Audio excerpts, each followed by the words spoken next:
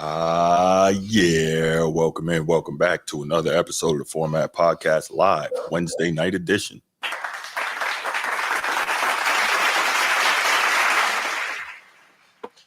Yes. As you can see, it's myself, my main man Transformer, and my brother G. What's good, y'all? What's happening, Chief? All right. So we're gonna hold up here, wait a couple minutes, see what we get in the chat, and then we are going to get it rolling. I think we got some pretty official topics here for y'all. We got some good quick hits, and we're gonna try to keep them quick. And then as you can see, we will do our normal Wednesday night special to pick them, see how that goes, and then we'll talk about the Ravens, and we won't go crazy, but we will talk about the Ravens. I'm keeping y'all on the time of the day. And then we got Adam Silver. That should be interesting. And then a little college football, which we don't normally talk on this show, but we're going to talk about Dion, Coach Prime, and those Buffaloes of his, because it's looking real interesting. I think whenever you talking Dion, man, it's bigger than college. I mean, that's just sports. Yeah, it could be interesting. What up, Bruce? No, we do not need G on his BS tonight. We don't need nobody on no BS tonight. But we got a good show for y'all, man. We gonna do that. We gonna make it. We gonna make it. Oh my goodness. We gonna make it. Yes, we are. Yes, we are. Oh, yeah, I know what I was about to talk about. What's up, G? Stephen A, man. You think he got something against Lamar? Too soon. Yeah, no, that's not how we start the show. Not how we start the show. That's not how we start. Nah, we gonna start the show. All right. We're gonna talk about LeBron. Then y'all want to talk about LeBron? No, not even. That's Bruce's alley, bro. That's later. No, man.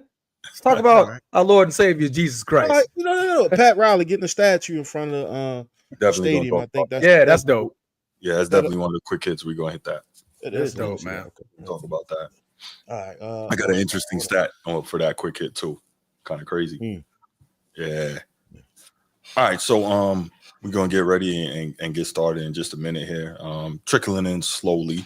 While that's happening, I'm gonna go ahead and play the spiel. Y'all know what time it is. If you're here on YouTube and you haven't already, please make sure you go ahead, click that like, that subscribe, that notification bell. Make sure you're kept up to date whenever we drop new content on the channel. If you want the audio only version of the podcast, open up your audio podcast platform, hit the search bar, type in The Format Podcast, and we should come right up. If you're enjoying the content, make sure you give us that like, that 5-star review, and drop a comment. All that stuff helps us rise in the algorithm, helps us find more sports fans, helps more sports fans find us. And finally, make sure you write it down, put it in your phone, set an alarm, do whatever you got to do to remember. Saturday nights at 7 p.m. we are live here on the Format Podcast, and we'll give you the opportunity to call in, talk to us, get at me. I love it. I can't wait. All right, so I guess, fellas, let's go ahead and get started with the quick hits, and as people come in, they'll come in. That'll be that. All right, quick hit number one, man. Anybody want to take this, or should I? It's on you, bro. Let's do it. Go ahead, talk. All right. Talk. So, because you know where I'm gonna go with it. Facts. So this is a quick hit, so I'm not gonna get too We're gonna deep. try to make this as quick as possible, guys. Yes, I promise that's you. the whole point of quick hits, right? Without making it a topic. Yeah. Go ahead, bro.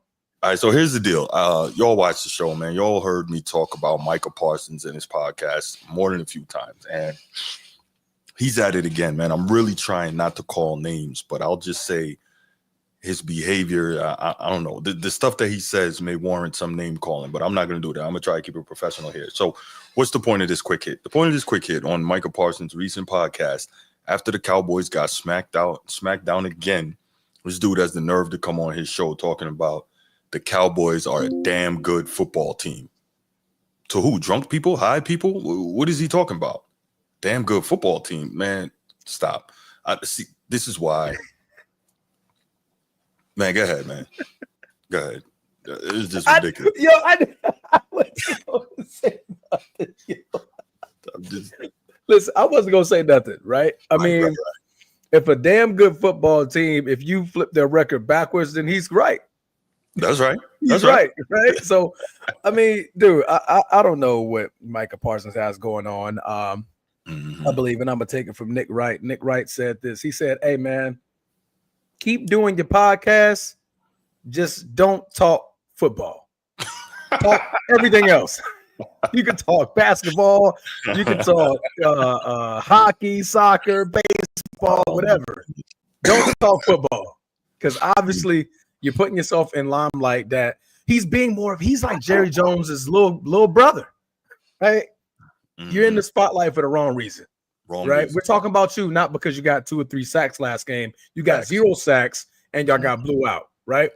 And you have the nerve to say y'all a good football team. Not on top of that, bro, you got Trayvon Diggs and CeeDee Lamb going to the club right after partying, whoop-de-whooping. But you just got cooked at home, right? Like, what's the priority over there? Is it winning? Obviously not, right? Is it team building? Kinda. I mean, y'all going to the club together, I guess, right? Like, what are you guys doing that your Cowboy fans have some excitement about? Nothing. Getting cooked, right? No heart. Offensive line trash. You can't stop the run. You can't run the football. You can't pass it, right? And you notice Dallas Cowboy fans, they're actually being good this year. They're in their timeout spots because they're like, we can't even use we ain't got the Dak Prescott excuse because we was bad with him, right? We got Cooper Rush, and it's like, oh man, they're hoping for that 5-game stretch they got like 2 seasons ago. They're hoping for it. That's not gonna happen, G. Nope. No offensive line, and you don't have a run game. Cooper Rush had both those things last time he was out there when he did that 5-0 stretch, or 4-1, 5-1, whatever case or whatever it was. But I don't know what's up with Micah, bro. I don't. There you go. I don't. Gee, what's your thoughts on that? I could say more, but it's a quick hit, so you're on mute, G. Well, where do I start? Okay, so when you talk about the Dallas Cowboys, right, and them being a damn good football team, I think one of the things you gotta look at is from an infrastructure standpoint, I think they are a real good team, right? They got some of the most loyal fans. They have an amazing stadium. That fan base is there. They all over the media. The bones are strong, but when you start thinking about the brain matter, right? The brain child and Jerry Jones, you kind of like, that's where you fall off. And so if I was building a team, I would probably build the infrastructure the same way Jerry Jones built the infrastructure, but I would not like the team in itself.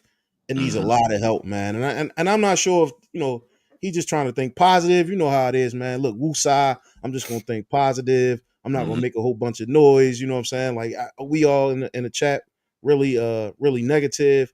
Let me say something positive. All right. And so here's that positive thing. I think if Dallas Cowboys want to be successful, they go get Deion Sanders. Did y'all hear what Michael Irvin said in the news? Y'all heard? But he said, he said what I was saying, right? He said it without saying it, but that Deion Sanders might be a front runner for the head coaching job next year, and they look like they going after Shador, and so he's getting a lot of buzz about it. Yeah. I hate to just a quick hit. This ain't even like this. Just this a walkthrough. The team sucks, but the structure is there, man. You know what I'm saying? Like it, and a lot of 65 to 70-inch screen TV suffered at the hands of a pissed off Dallas Cowboy fan, and so that's my 2 cents. I don't really have much fan, but we'll get to that later. Right. Yeah. Damn, I want to respond to that, but this is a quick hit, so we're gonna move on. I'm so proud of you right now, Bruce. Yes, you're holding back everything to not make this topic number one. Right. Topic number one, because you want to go in, but we're gonna move on, man. We're gonna move on to the very next quick hit, guys. Yes, so, as we know, Joel Embiid hasn't been playing much or at all this season, right? One of the best premier, in me and Bruce's humble opinion, we feel like once he's in the game, he's the best 5 in the sport of basketball, right? Yeah. Made a statement earlier in the season saying how he wasn't just going to play back-to-backs. And I think I made the comment saying, who's going to look at that sideways eventually, right? Mm-hmm. Name Tyrese Maxey. Mm-hmm. So you did say that. That's right. In recent history, I believe this came out yesterday or this morning, right? Mm-hmm. Tyrese Maxey actually calls out Embiid during a team meeting. Why? Embiid has been religiously late. All right.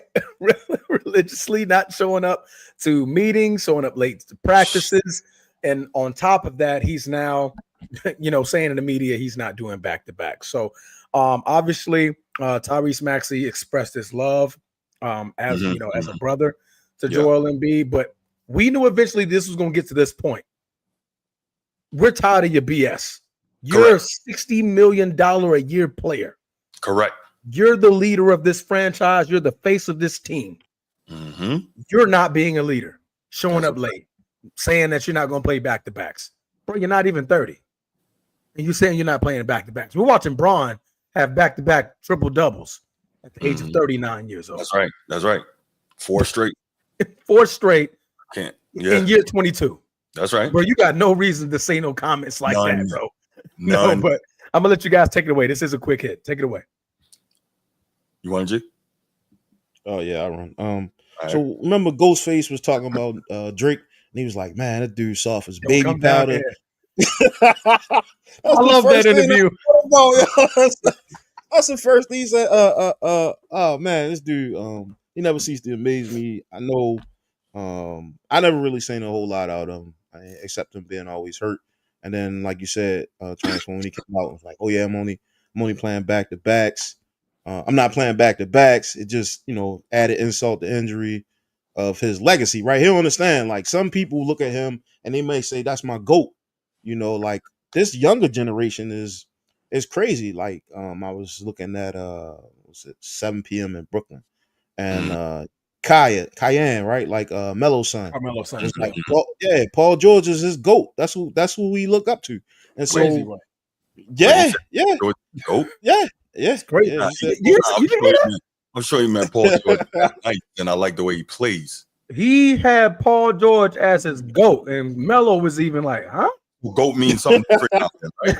No, I'm not even trying to be funny. GOAT, greatest of all time. Who's your I can't be what that greatest player of all time?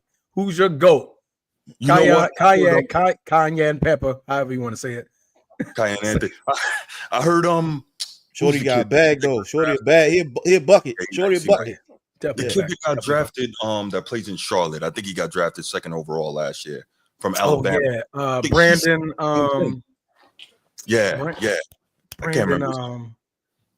I'll get it. It'll pop up eventually. Yeah, but I believe he said also that he has Paul George as his GOAT. So I'm like, clearly they don't know what GOAT means. But anyway, I'm sorry. Go ahead. Yeah, but I mean, it's Brandon Miller. Thank you, Steve. These young kids, these younger players, young men are growing up, and what they see, Paul George, and they say, oh, he can do it all, but in the playoffs, right? And so, I've heard people say, what's the kid name from goddamn, I can't even think of his name, man. He don't never play in the playoffs though either. And he's always he a bucket. He travel all the time. I can't think of his name, bro. Like, damn, I can't think of his name. You said he doesn't play in the playoffs? Well, he don't show up. Like, but James I'm Harden? saying all this to say, yeah, James Harden. See, you knew what I'm talking about. Yeah, I was like, you said bonus travel, round. Don't make bonus round. I appreciate you, bro. I appreciate you. Yeah, for whatever reason, I couldn't think about. I couldn't think of his name, bro. But so you said travel. I'm like, I got to narrow this down, man. That's got to be James. So I mean, he changed the game, right? He changed the game. Now you got gather steps and triple step backs and all this other craziness in the game. And when I see like people calling players out, like Maxey was getting called out before he turned the corner, right? He was considered like somebody who never really showed up, and he was a high pick, if I'm not mistaken. He came 19 from France or something. Is he from France? Nah, Maxey not from France. No.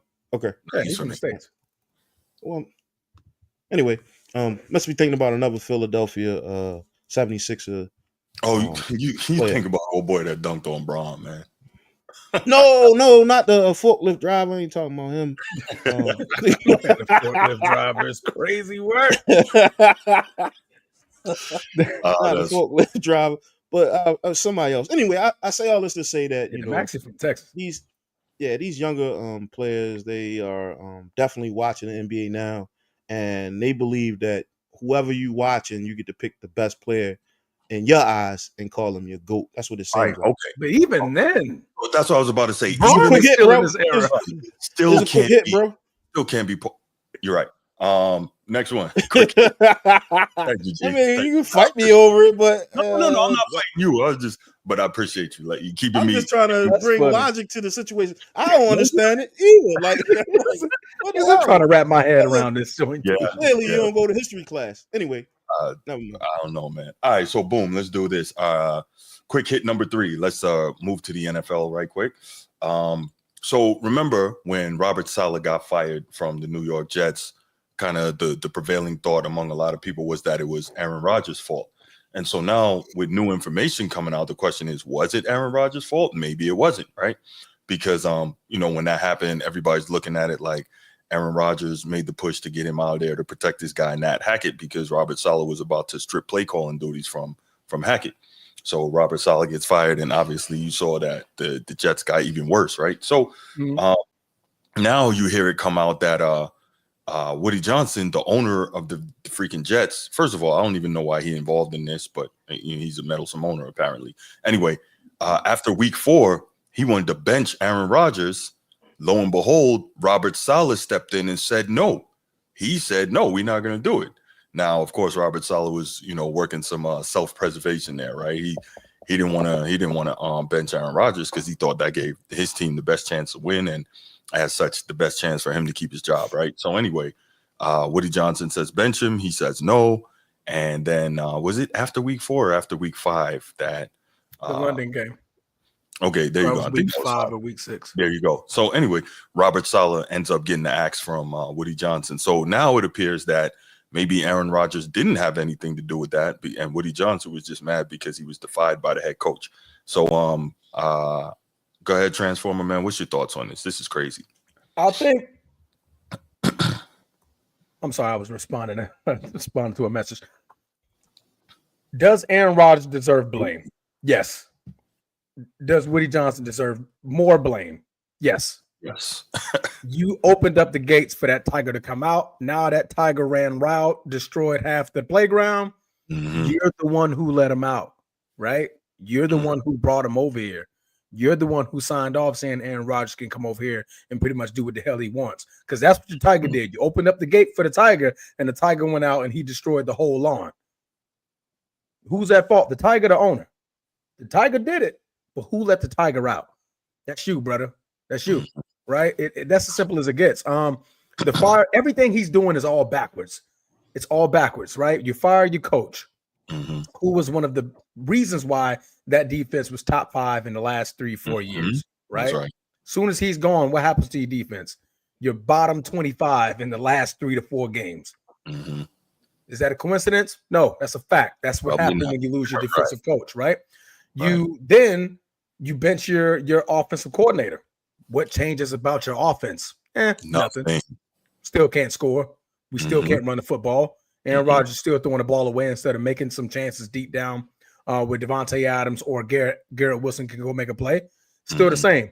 Nothing changed. Let's fire our GM. He made all these choices and got these players. No, sir. You signed off on it. That's right. You had to manipulate Aaron Rodgers' contract to come here. That's not the GM. Nope. The GM presents you, hey, this is what we can make do, but you got to sign off on this paycheck. Right. Your name goes at the bottom of that paycheck, right? So yes, he has to bear most of that blame just as well as Aaron Rodgers, because Aaron Rodgers isn't playing well. If Aaron Rodgers is playing well, cool. We're not even talking about Woody Johnson. We're not talking about firing coaches. We're not talking about this topic at all. We're probably having a different conversation, right? But they're not. So Aaron Rodgers, his bad play, along with how dysfunctional that franchise is, that falls at the owner's doorstep, bro. There you go. G, your thoughts on this, man? Man, it's not too much I can talk about. I think Transformer hit it on the nail, man. Like you can't do too. It's only so much you can do without a head coach, and the fact that they let him fly like in the middle of the season, and all the controversy that's around that team when Aaron Rodgers got there, pointing finger pointing and putting me the favoritism on the field, and I want my guy to be the coach and all this other stuff. Just too much drama for football, man. Like this is something that you see on like a reality show, like I don't know, Club Shay Shay, some shit like that, man. Like this is like football, man. Like put the pads on and punch somebody in the face, man. We don't need to hear about who you like and who you don't like, bro. Like that's my 2 cents, man. Quick hit. Now, last thing I'll say on that real quick. I think this is what we've been seeing from Aaron Rodgers all this time. The only difference was he was good enough to cover up all the drama and all the diva tendencies, and he's not anymore. That's all I got. Yep. Simple as it gets. No Next. Doubt. What we got for the last quick hit? Pat Riley's statue outside Staples Center. Is everybody getting a statue outside Staples Center? What was good, man? Are they going to win a bunch of championships? Yeah, you get one. I'm just saying, are they gonna have? I don't think LeBron is gonna get one. Yeah, I don't think LeBron hasn't get. He's not gonna get one. He may because he got the 40. He got the 40K there. You know how Jeannie get down. She gonna get one, man. 40K plus the chip. They'll get him one. It's gonna look like Dwayne Wade's. LeBron got to sign off on his statue. He saw that. He was like, hell no. I need to see my statue before y'all start presenting that joint. That's right. You're right. That joint was mad disrespectful, boy. Terrible. That joint looked nothing like D-Wade. A Diddy party. Ooh. Face at a Diddy party. Uh-oh. Anyway, my bad. You got the baby on. Oh my God. But anyway, shit. Pat Riley is gonna get his statue outside of the Staples Center. As you guys know, he was once a fellow member of the Los Angeles Lakers, winning 5 championships, and rightfully so. He deserves his place in the Hall of Laker Nation. So I don't think that's definitely a quick hit, because I mean, who didn't see that one coming? Did he deserve it? Absolutely. Just because he's the owner of the runner of Miami doesn't mean he's not gonna get a statue for where he won 5 championships at. I just think that just goes with the territory. Yeah. You know what I think is interesting about that, before we move on? Out of all the NBA finals, Pat Riley has participated in 24.4% of them. That means just about 1 in every 4, whether as an executive, player, or coach, Pat Riley's been involved. That doesn't even make sense. That doesn't even make sense. That's incredible. A quarter of the championships. Right? When we talk about the logo, man, I don't know. Maybe it'd be some dude with his slick comb in his hair. I don't know, man. Pat Riley that's real. That's real. 1 in just about every 4 he was involved in. That's a tough stat. That's a tough stat, bro. Yeah. Bro, that doesn't even. Go ahead, G. I'm sorry. No. You got it. You were saying something. No. I was done. That was it. I was just amazed by that stat. I don't know what the criteria is or what eligibility you need, but he probably could get one at Heat Stadium as well. Oh, yeah, he's gonna get one because they got 3 championships under him. I don't know how many. I don't know if he's 3 championships. The first coach with like 2 statues and 2 different teams or something like. I don't know. I don't know. I got to look at that one. I don't know. 2 coaches. 2 stadiums with 2 different teams. 2 statues with 2 different teams. Yeah, I don't know. All right, look that up. Yeah, I don't see why. I would say if anybody could get it, LeBron will probably get it. LeBron will get one in Miami and Cleveland for sure. Miami, Cleveland. Probably Lakers. He'll only play with 3. You got a championship with every franchise, multiple with 2. With 1. Cleveland. He gave one to Cleveland. Yo, what you laughing at, G? What is he laughing at? I don't know. I have no idea. Man, Transform, you can't see the level of disgust. I'm just saying, bro. Anything. Yeah. Man, I mean, the man did bring championships to them franchises, so they like to give him a statue. Yes.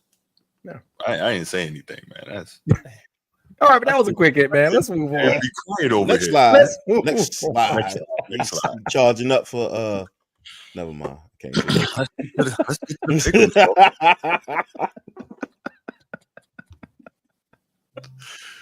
All right, man. So now we're gonna move on, man. We thank you guys for tuning in to the quick hits. We're gonna move on to the weekly pick'em, the moment you all been waiting for, the moment you guys can talk about your favorite teams, whatever blowout or upset you guys got to get ready for. Go ahead and put it in the chat and let us know what you guys think about our picks, and let us know if we're being overly biased, G, or just being completely understanding when it comes to our favorite teams. Right?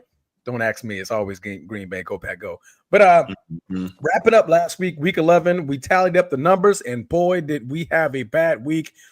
I mean me, because boy, I only got half of them right.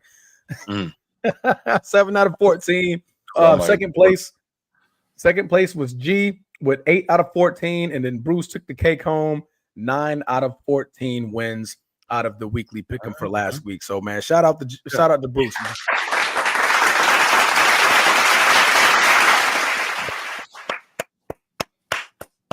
Moving on, I'm busting y'all behind this week, man. No pause, all petroleum jelly. Let's go. All right, man. So we're gonna get into the.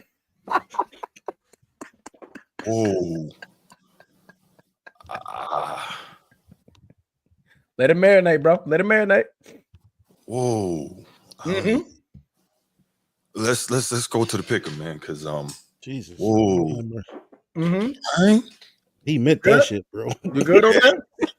He meant that shit, bro. You good over there? Y'all in the same zip code, ain't it? I know. No, we're not the same Actually, zip code. we're not in the same zip code. Nah. That boy like 30 minutes done. We are not. What you been drinking today, yo? Man, plenty of water, man. Plenty of water, man. Just it's slow sleep. That's probably what's going on. Low sleep. All right, so we're going to get into the weekly pick'em. We're going to start off on Thursday, tomorrow night's game. Pittsburgh, after their win against somebody's team that's on this panel right here, is going to be traveling to already, Cleveland. Yo, like, right? Was that this already, bro? Like, my bad. Even necessary? My bad. My bad. All right, man. Pittsburgh is going to be traveling to play Cleveland, man. You know, who you got, G? Pittsburgh's favored by 3.5. If you want. Oh, Pittsburgh. All right, Pittsburgh, easy day. Bruce, who you got, bro? Pittsburgh, man. That's a good football team. Yeah, I think we're all going to pick Pittsburgh on this one. It's an easier choice to make. Cleveland Brown is just that bad. So Browns pull it off. He's already starting off with upsets. Are you serious? Right. Fox, are you serious? Cleveland with the upset? I know it's probably like maybe a lot of garbage yards, man. Jameis threw for 400 last week? Yeah, 395 or something like that. Yeah, he was, and he didn't throw a pick either. He was going in. It's just I think the game got away from him. But anyway. Oh, it was far and away from him. Yeah. Like 35. I mean, I think New Orleans had like 30 before he got to like 10. Yeah. He was trying. Yeah. Shout out to him though. But all right, so moving on over. We're gonna go over to Sunday. We're gonna commence with the 1:00 games. Minnesota is gonna be traveling to the Chi-Town and Soldier Field. Minnesota's favored by 3.5. Bruce, who you got, bro?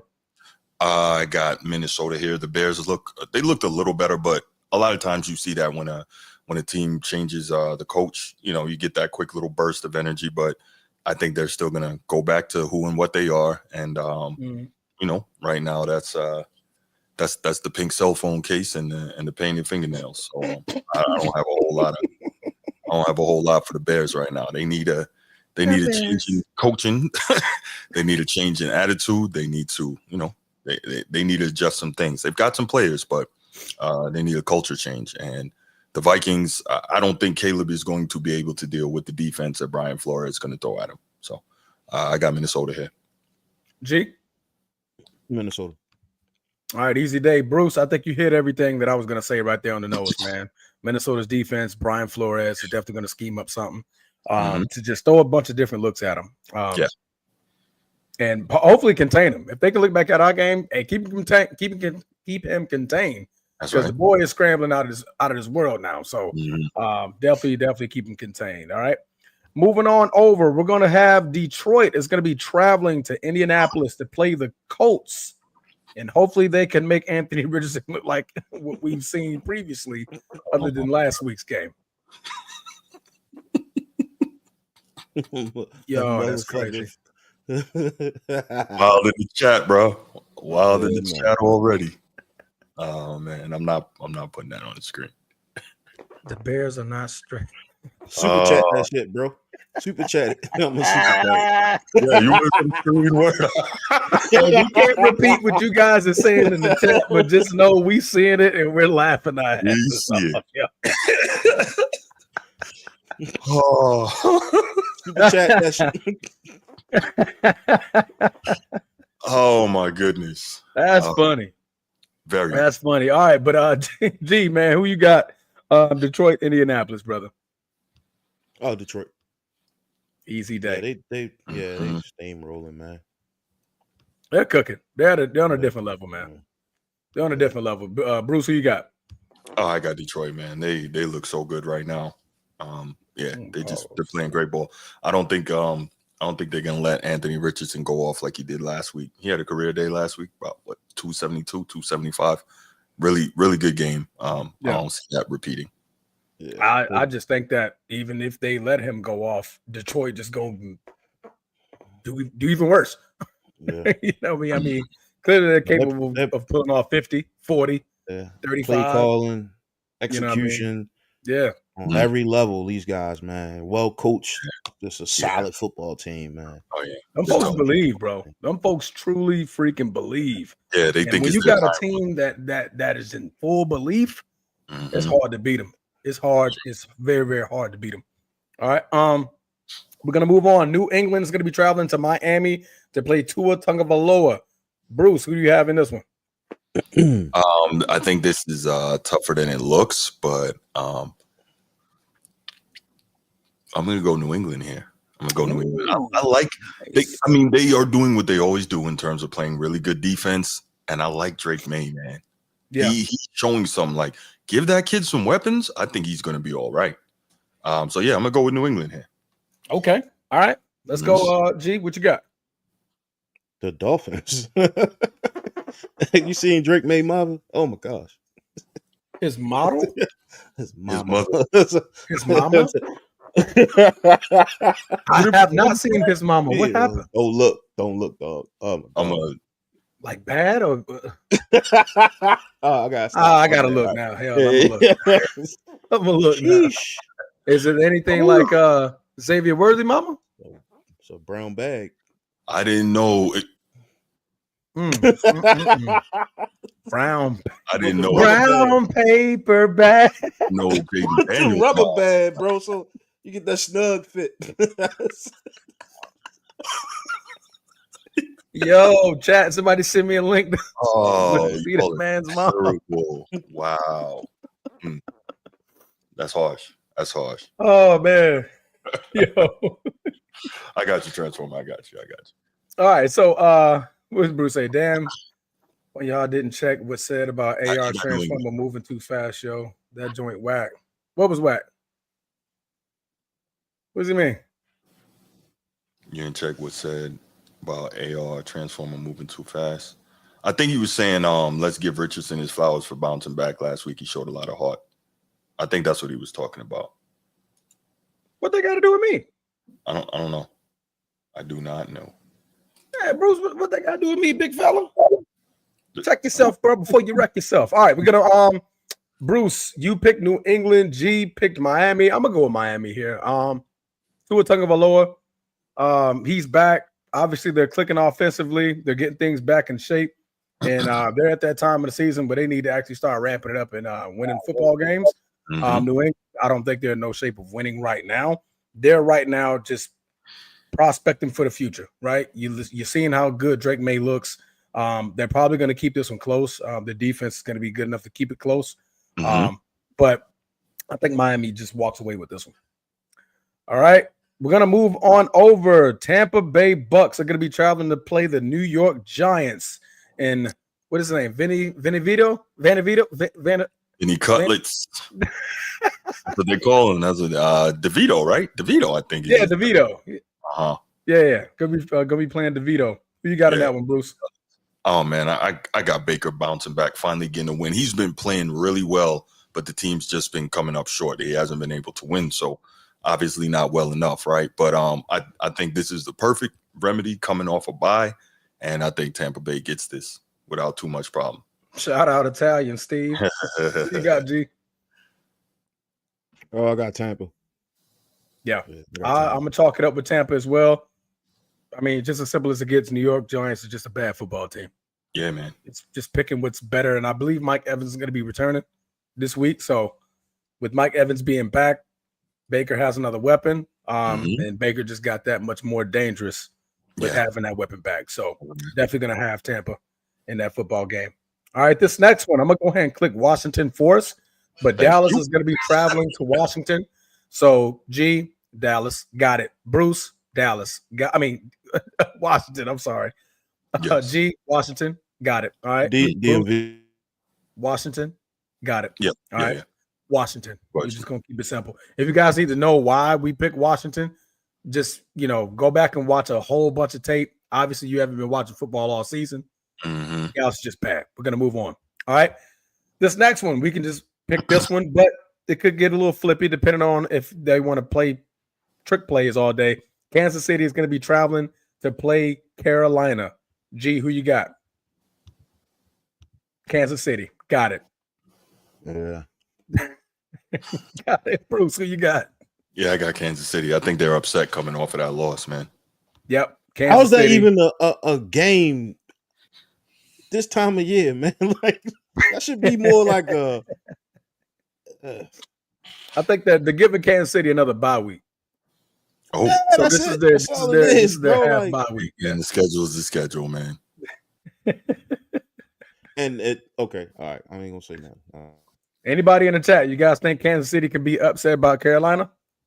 No. If you do, let me know what you're drinking. Where did you buy it from? All right, moving on. The Tennessee Titans are going to be traveling to the Houston to battle the Texans. Who do you have in this one, Bruce? I think the Texans are kind of. I'm not going to say they're totally back, but we know the Titans aren't a good team. They can defend. They have a good defense, but I'm gonna still go with the Texans here. I don't think they're gonna. It is divisional though, so there's that. But I don't think they're gonna give away one to a bad team where they're looking for seeding in the AFC. Okay. G? I agree. Yep. CJ Stroud has his weapons back. Nico Collins. You saw the very first play of the game. The man had an 80-yard bomb. They got called back, right? Joe Mixon is playing out of this world. He's playing like he's 26 going on 25, right? Like he's aging backwards.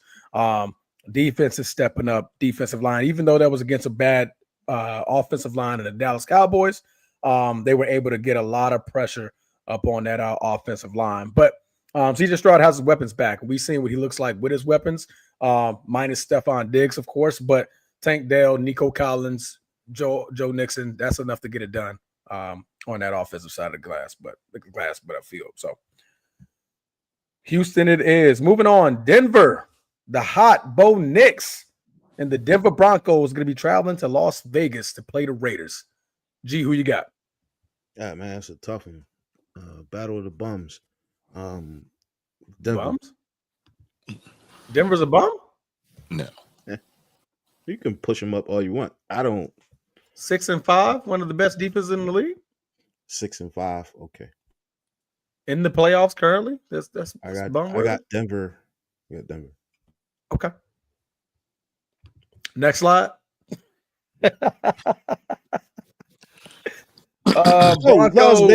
Las Vegas is trash, man. Like, they trash. They're bad. Yeah, they are bad. So I went ahead and clicked Denver for you, Bruce, since you just answered that just very quickly right there. This next one is going to be a doozy, so I'm not even going to tell you who I picked because you already know where it's going to go. San Francisco is going to be traveling to the Green Bay frozen tundra at 4:25 p.m. to play the Packers. Who do you got in this one, G? Oh, I got San Francisco big. Ooh, big as in 14. 14. Yes, sir. You think Green Bay is going to lose by 14 at home? Yes. 14 at home. Do you want to put a wage on that? I don't gamble. We got play money over here. You got prop money? We can put hey chat prop money up. What should pick be? What you think I'm picking?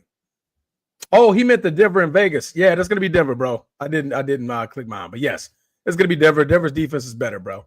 My bad. Thank you for that, Fox. Okay, so he says San Fran. Bruce, who you got? I got the 49ers as well. Okay, I love it. Packers Against us. The Packers, we know that's a very good football team, man. But it's been very close. Jordan Love has been throwing some interceptions this year. I'm kind of concerned about that.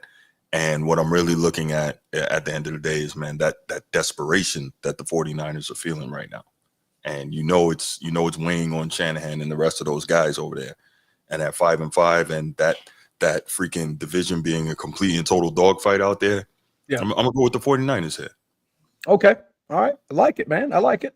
San Fran typically does beat us, but not in the regular season. They beat us in the playoffs. Hey, I'm gonna call a spade, even though I like my team. 49ers, we always end up losing to them when it matters the most. In the last 10 years, going all the way back to Colin Kaepernick, when he played for the San Francisco 49ers.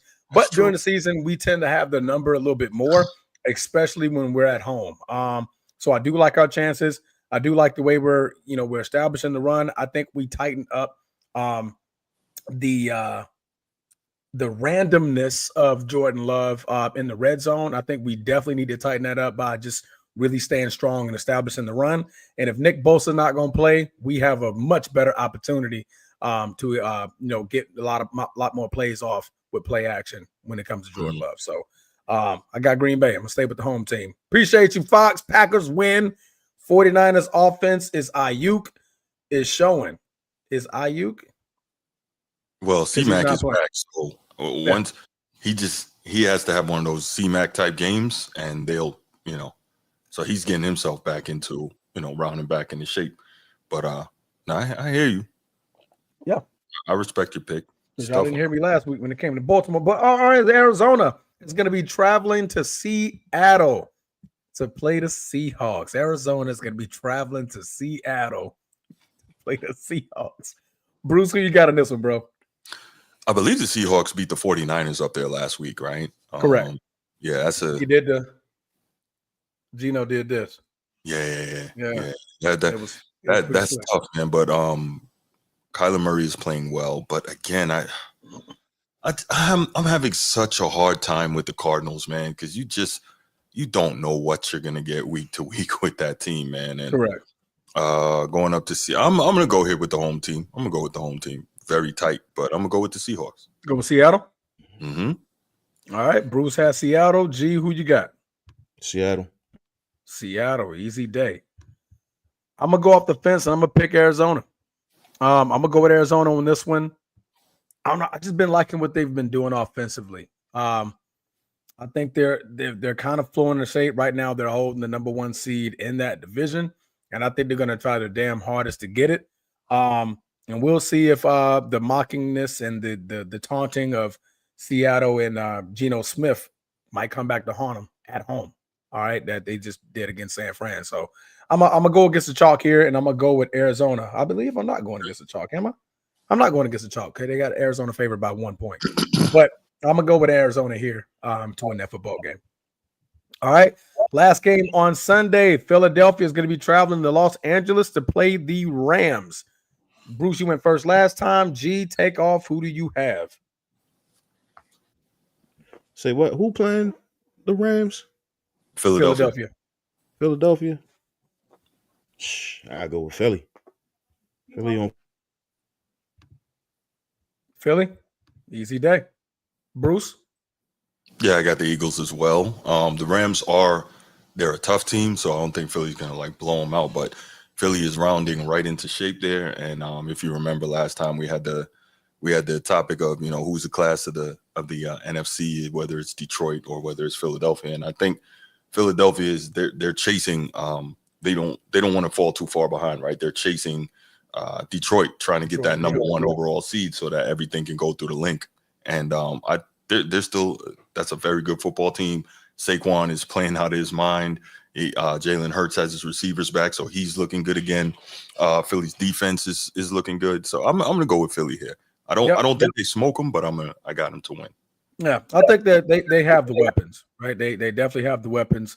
The Rams have the weapons too. I just don't think their defense is going to be able to get the stops that they need. And Philadelphia's defense has actually been playing very, very good over the last 3 to 4 weeks. That rookie corner, what's his name? Just slipping my mind. He's opposite of I know who Darius you're Slay. talking about. Mitchell. Is it Mitchell?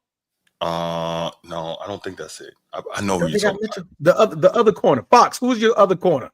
I know he knows. Who's your other corner? That guy's that kid's playing out of his mind, right? He's defending very, very well, and you're gonna need both of those corners to show up against Cooper Kupp and Puka Nacua. All right. If you can keep them at bay and the defensive line can get pressure to come and get Matt Stafford. Mitchell, there you go. Mitchell, thank you. Not the safety. That's DeJohn. Cooper DeJohn is the safety, I believe. Yeah, the kid out of Iowa. That's right. The kid out of Iowa. That's the safety. But I meant Mitchell, man. Thank you. So you got those two. And speaking of DeJohn, I mean, you got DeJohn Cooper and Blankenship back there. They're truly playing some good defense in that secondary, and I think they could just disrupt the Rams and keep the ball in Barkley and Jalen Hurts' hands. So I'm gonna go with Philly on this one. All right. Hey, real quick, hold on, Bruce. Philly MS is highly overrated. What's the MS? I'm not tracking. Philly MS is highly overrated. What's that? He's playing nickel now. They got him at nickel. I thought he was at okay. I know they put him at nickel. That's good. And but Blankenship's at safety though. You don't even know. Oh, okay. While we're waiting on Bruce to get back to us with that, if you're in the chat, you haven't already, please go ahead, click that like and subscribe and that notification bell and hit the share button. Share button's powerful. Helps us push the show out in the YouTube algorithm and, gets more people seeing what we're doing here. So appreciate all y'all for being here. Make sure if you haven't already, you click that stuff for me. All right. Okay, well, let's go on to the next game. I'm sure Bruce will get back to us with that. Woo, yeah. So the next game, I'm going to go ahead and start my timer in 3, 2, 1. G, I went ahead and I picked Baltimore already. Just so you know, G, I got you.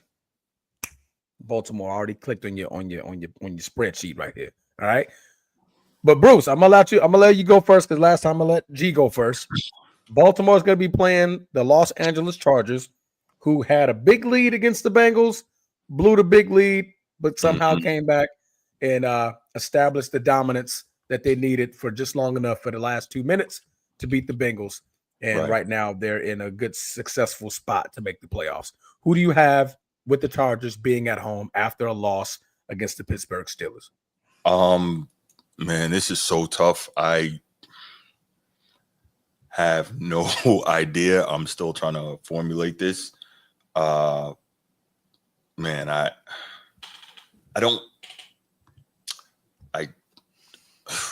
I'm not sure. I'm not sure, right? Because the Chargers, they're playing good defense, but what are they? Number 11 overall defense. So they're number 11 total defense. So they're really doing that. Number 12 pass defense. So Lamar can probably have some success, in exploiting that. But you know that the Chargers want to run the football. You know that's Jim Harbaugh's DNA, right? He wants to run it. He's got all those former Ravens over there, Gus Edwards, what's my man's name? J.K. Dobbins. And the Ravens have dropped slightly. They're now number 2 in rushing defense, but they can stop the run. We know that. Chargers are number 1 in scoring defense at 14.5 points per game. So points going to come at a premium. So now we got to be considerate of the special teams. We've seen Justin Tucker in a bit of a funk. He's not looking like the most accurate kicker in NFL history right now.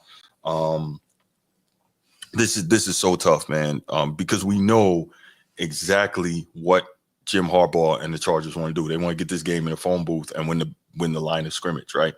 And but here's the other problem.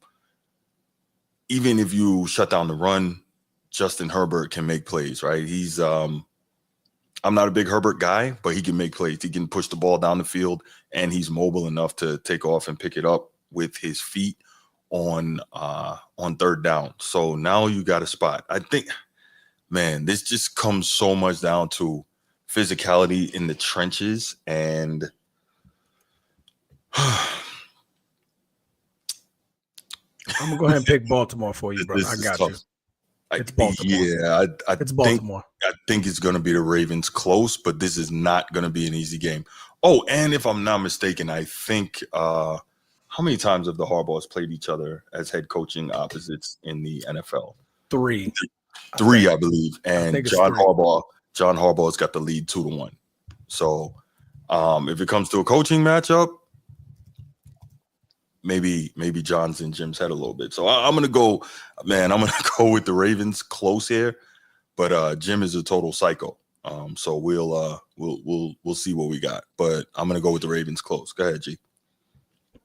Yeah. He's gonna run the ball. JK, he's man, this is gonna be crazy. Monday Night Football, big lights, right? J.K. Dobbins versus Derrick Henry.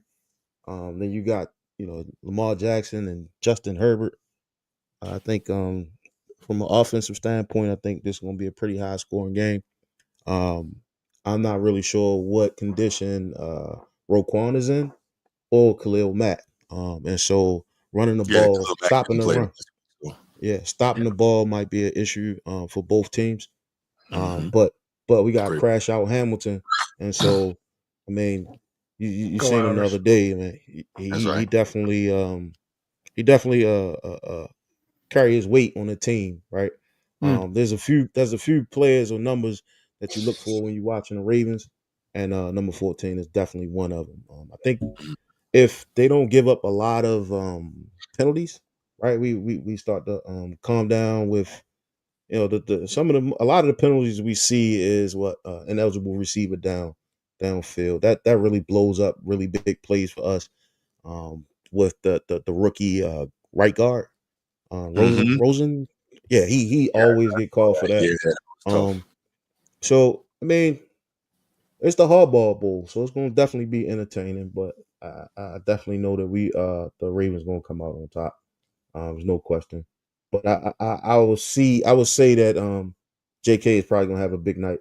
He's probably gonna have a big night, or he won't play at all. So there's two extremes, right? Okay. Either he kill or get killed. So ain't no in between in the off game, man. But yeah. If I had to pick, if Justin Tucker was going to win kick a field goal. If the game was on the line and we had to kick a field goal, it's a bad day, man. That's a bad day for us. So, yeah.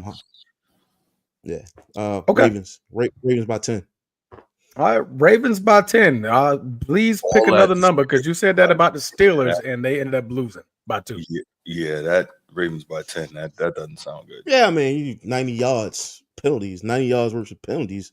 Yeah, it's so they're the number one. They're the number one penalized team in the league. I mean, it can happen again. Kick field goals. They kick field goals every time they was down. It ain't gonna happen again, bro. You picked Baltimore, right? Baltimore, or did you not pick Baltimore? I picked Pittsburgh. I told you Pittsburgh was gonna win. I'm talking about for this game. Oh, for this game, I got Baltimore. For this game, I got Baltimore. John Harbaugh is 2-0 against Jim. Okay, I thought it was last time they visited was in that Super Bowl. I remember the Super Bowl, and then one time before then in 2011, Baltimore Ravens beat the 49ers 16-6. So it's this will be the third time that they actually played. That's probably where I was getting number 3 from. But John is 2-0 against his younger brother. But I do got Baltimore in this game. I believe this is a game where Lamar Jackson is going to look at that sideline and be like, hey, look, if we ain't calling the right thing, I'm checking out of it. This may be one of those type of games, right? Lamar Jackson was clearly upset last game with the abundance of penalties, the false starting, the bad play call, or the misunderstanding in the with the 2-point conversion. he's honestly pissed off. Last time Lamar Jackson was pissed off, he came out there and he took care of business like an MVP should, right? So I think this is going to be one of those games where he definitely steps up and he just gets his team to win. I think it's going to be high scoring. I do agree with G a little bit on this one. Jim does love to run the air out of that football. He sure does. And that's what Monken should be doing. But anyway, I'm sorry. I mean, true. Jim, they should be on the same coaching staff. Jim, just come over there and handle the offense. John, I got the overall and I got special teams. We good. We good. But yeah, man, I got the Baltimore Ravens on this one. I think it's going to be in the north of the 20s. This could be a high 20 point scoring game, but I don't got nobody winning by 10.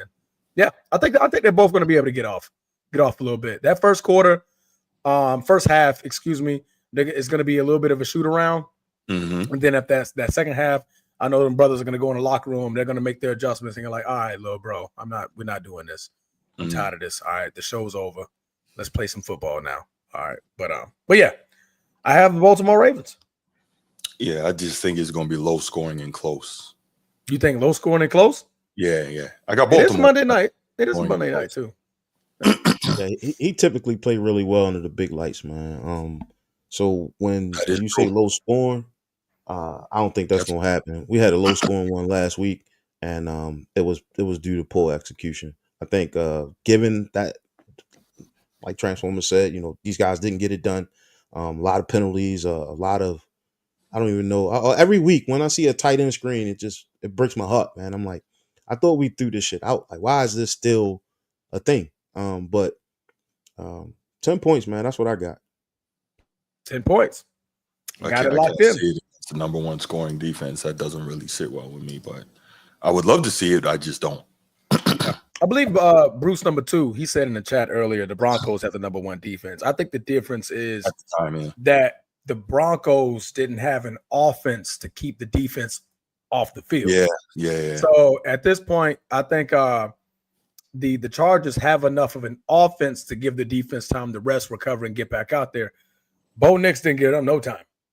It was 3 and out, defense back out there. 3 and out, defense is back out there. So defense just got exhausted.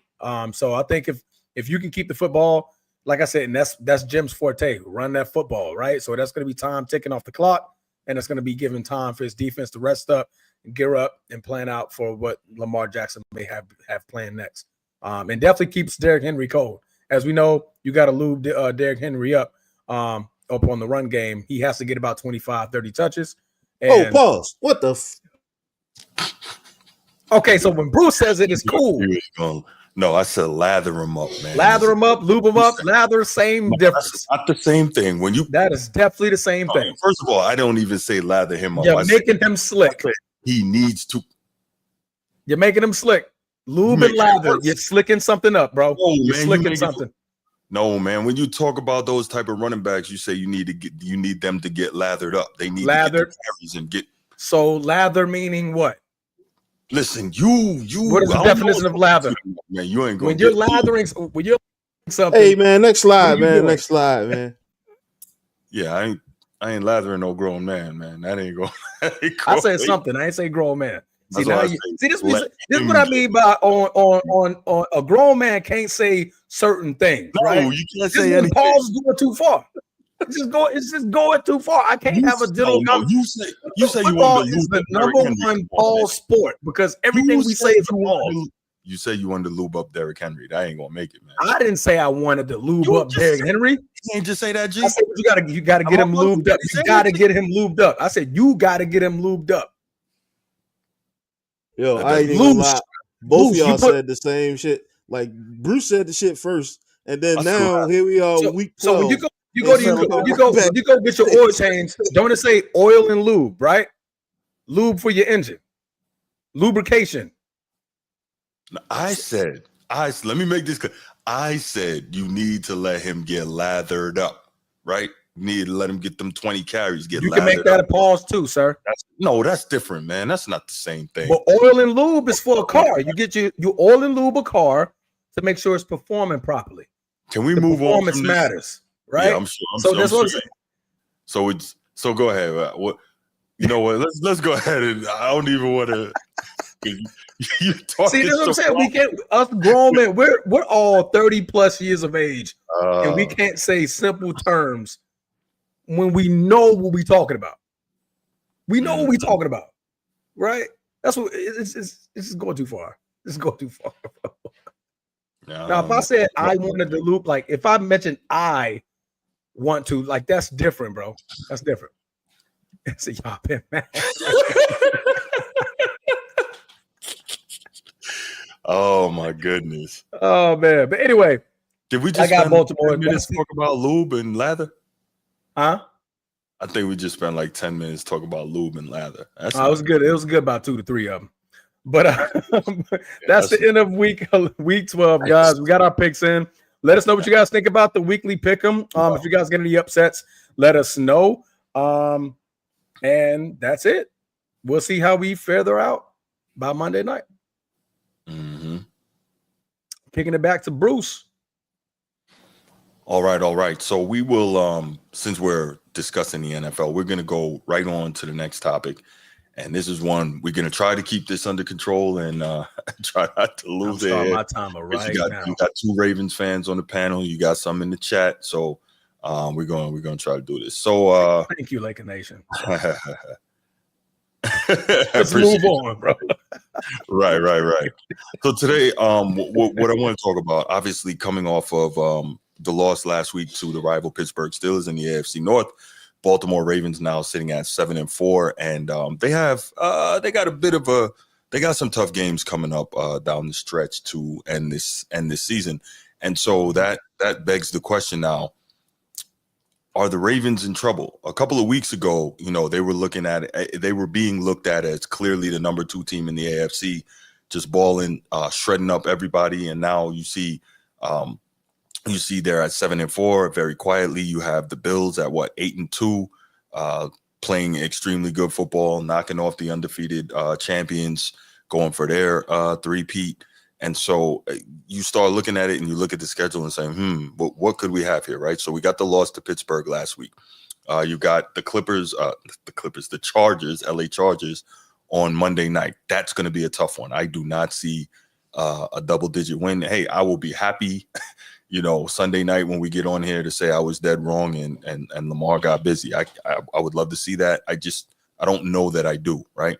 Following that Chargers game, the following week, you got the Eagles, who is right there fighting to be, the top of the NFC. So that's a tough one. You get a little bit of reprieve after that with the Giants, okay? The Giants are everybody's get well card, right? And Danny DeVito. Right, the Cutlets. Following that, you got Pittsburgh. You got the Steelers coming to the bank. And so that should be, hopefully, that's a revenge game.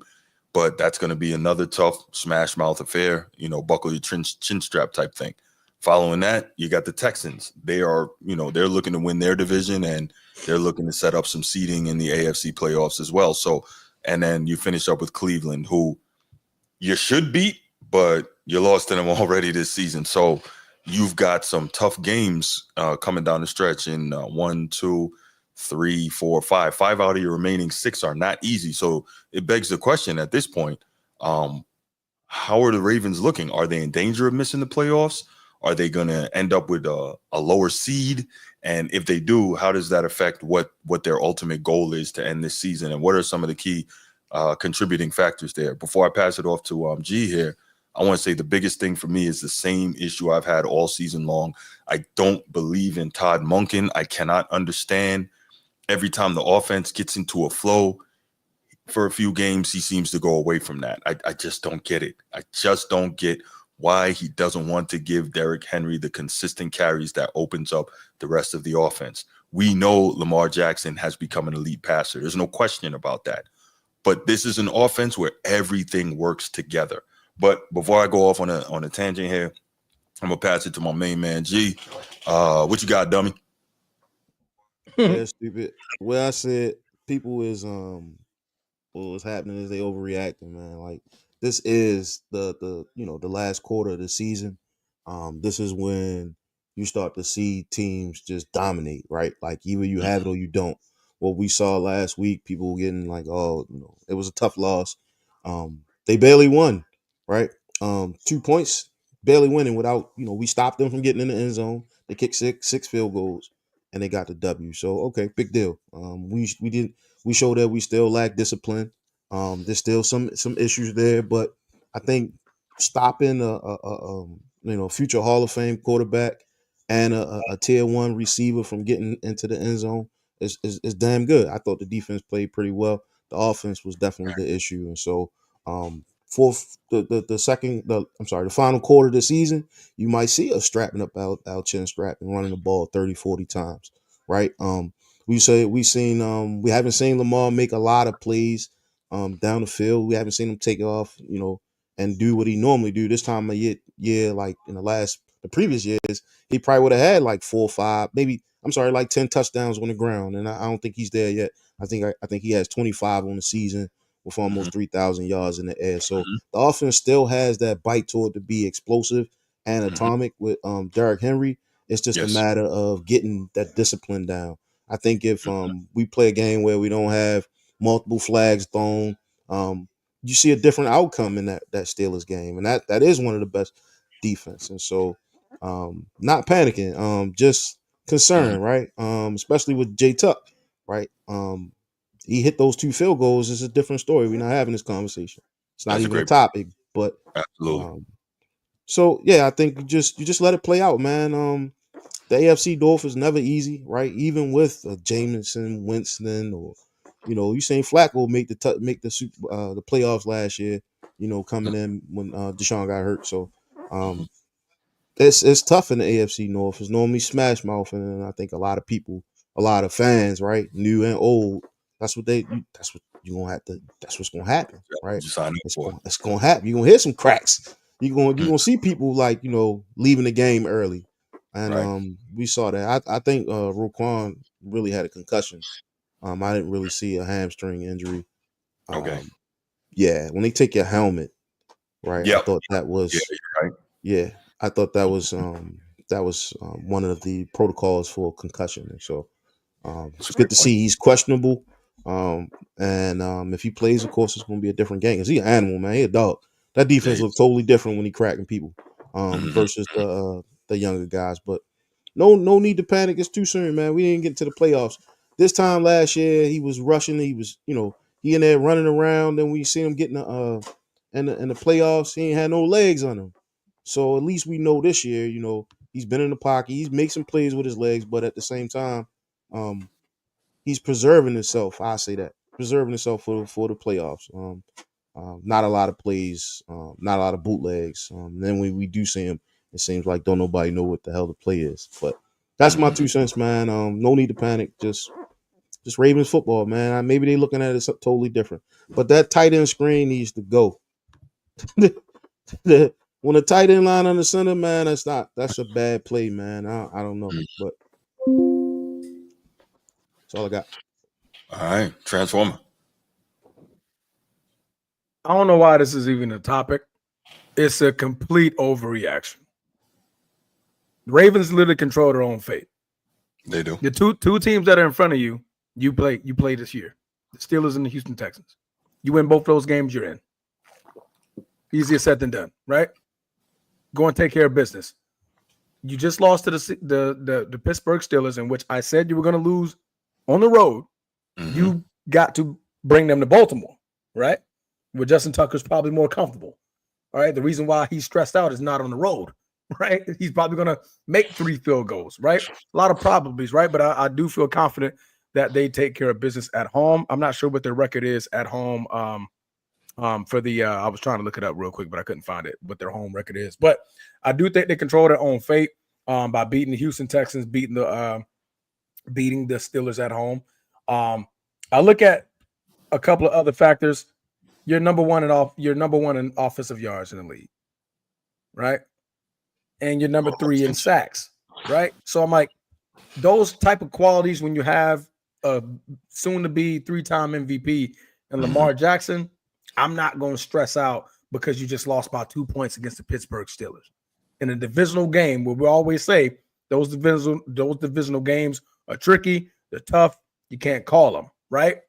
They lost by 2 in a game where they only gave a field goal. So obviously the defense is stepping up and they're doing their part. This is just one of those games where offensively we just wasn't connecting the dots like we normally do, right? We've seen the Ravens put up 30 plus. We've seen Lamar Jackson look like a complete freaking Michael Vick times 2 or Michael Vick on steroids when it came to a scramble. We've seen Derrick Henry with 20 touches where he only get 40 yards, but then in that 21st touch, he's taking 60 yards to the house because the defense is worn down. We've seen that from the Ravens, right? So I'm not going to stress and concern about losing game number 11 against a Pittsburgh Steelers team who is strapped, right? Strapped defensively at home against another Hall of Fame coach and Mike Tomlin and future Hall of Famer quarterback and Russell Wilson, who did enough to get the job done, right? You lost by 5. You lost by 6 field goals. I'm okay. I'm okay with that, right? We come in, we shape up what we got going, and when they get home, we blast them with it, right? We right our wrongs and we go from there. Can you guys fix the pre-snap penalties? Maybe. I mean, right now it's still not looking good. Pre-snap is not looking good. Bonehead defensive pass interferences is not looking good. Too many men down the field is not looking good. You are the number 1 team in penalties, but hopefully you guys can find a way to correct that as the season's starting to narrow down and we're getting to the playoffs where those things could really cost you a football game. It'll cost you your season. So I'm not going to stress out about it. I think this is just complete overreaction. So I hear you. I don't know that I go as far as to say complete overreaction. I think it would have to be a total collapse for them not to make the playoffs at this point. But like, you just look and you say, man, when Baltimore is bad, they're bad, right? When they don't play well, they do not play well.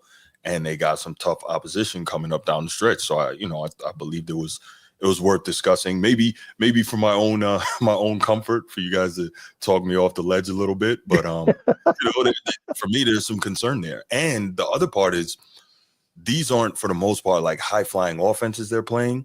It's not only that, they're playing tough physical teams. So now even if you let's say you get the wins you need, you get into the playoffs, get a decent seed, they're going to take their pound of flesh out of you with the physicality. So that's the other part of it. So, I mean, I get what you're saying, but I don't think that we shouldn't be concerned. And real quick, I know it's one of the first things you said was soon to be 3-time MVP.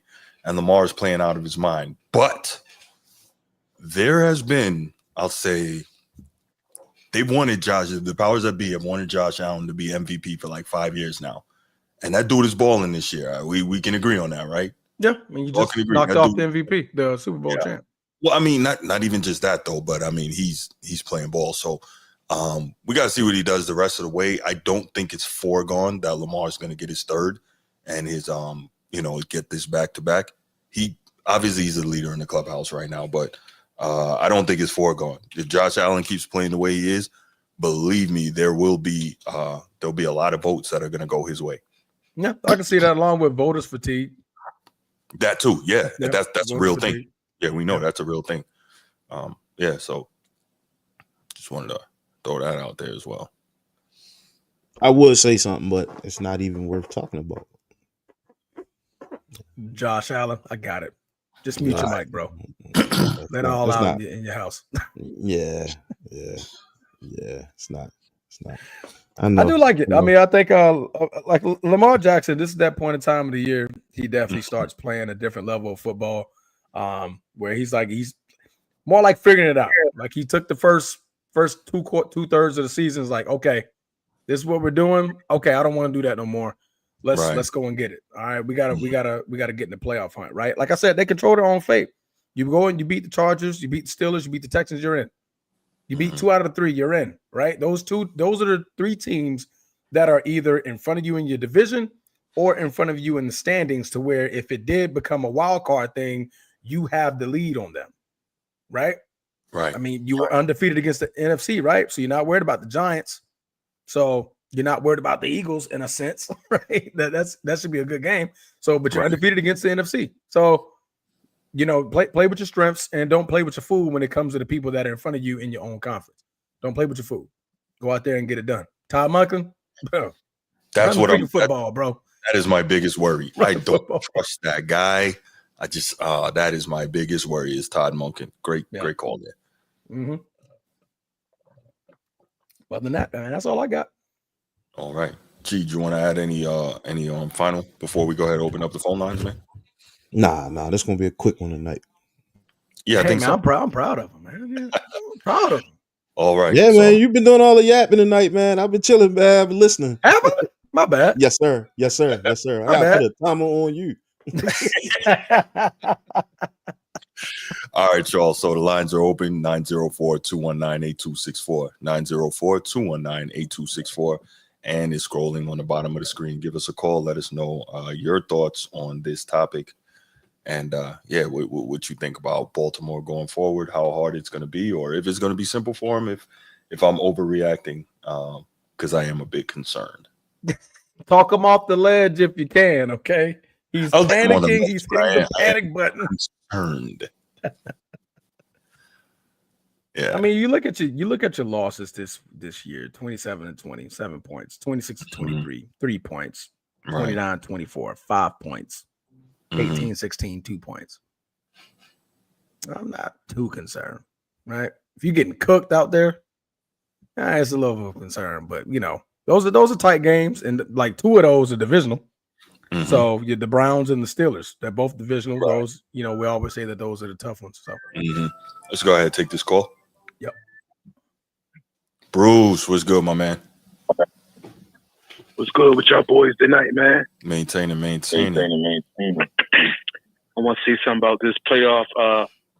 Let me say this, man. I'm a pessimist, right? You know what a pessimist is, right? Yes, sir. What is a pessimist, Bruce? A pessimist is someone who thinks glass half empty type, a negative thinker. Absolutely. Not really a negative thinker, but I worry a lot and shit. And it's like my man Conway the Machine say from Griselda Records, it's getting spooky for the Ravens that schedule coming down the stretch. We already got 4 losses. Let's look at let's be real. We got to go to LA. I mean, who say that's going to be easy? It's not. Then we got to play Philly. Philly rolling. Come off the bye. Pittsburgh got outnumbered. Then we got to come back 2 days later. And I'm mad he called the Giants a bye. Giants a bye. Right. Giants a bye. Facts. We got a bye coming at the Philly, right? He had to be. Yeah. You got a bye for Philly. That's what I'm saying. Listen to me. We already got 4 losses. The Colts creeping now. Everybody, you can't count these teams out yet. It's like right now the playoffs have started now. Positioning for the playoffs started. You already got 4 losses. You gotta go to LA. That's gonna be tough. Who said that's up in the air? I ain't even gonna lie, right? That's up in the air. We gotta play Philly. Philly rolling. We go on the bye. We come off the bye. I think we play like 3 games in 15 days. Then we gotta play Pittsburgh again. Then we play Houston on Christmas. Yep. Understand what I'm saying? Who else we got? Oh, we got Cleveland. And that's not. We think Cleveland ain't gonna give us all that last game. We already. It's not a lock. It's not a lock right now.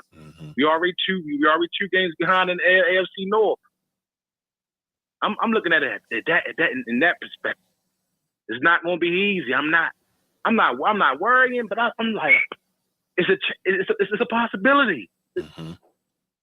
I'm not this personalist end right now. There's not. No, I'm not circling the bubble right now for us. No. We already got 4 losses now. It would take a Miami. We got to at least win 3 out of this 6. We got to win. We got to split them. We got to get 3 out of this 6. Yeah, I Will think 9 and 8 will 9 and 8 get us in? Coming down the stretch. AFC's tough. Hey, listen, Miami rolling. Miami playing better. The Colts won last week.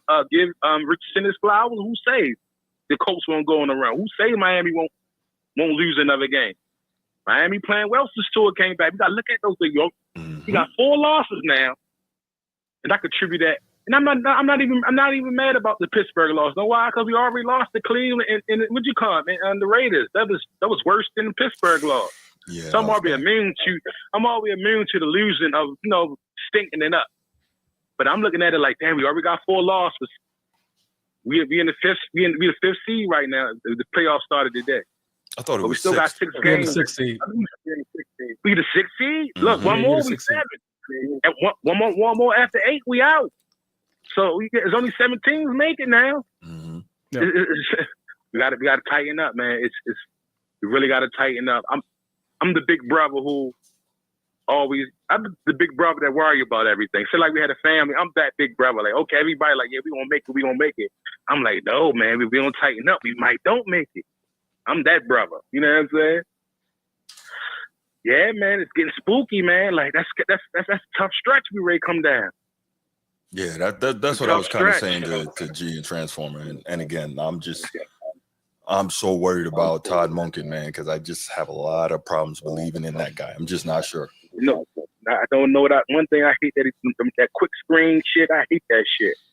The wide receiver screen shit, behind the line pass shit. Mm-hmm. I hate that, yo.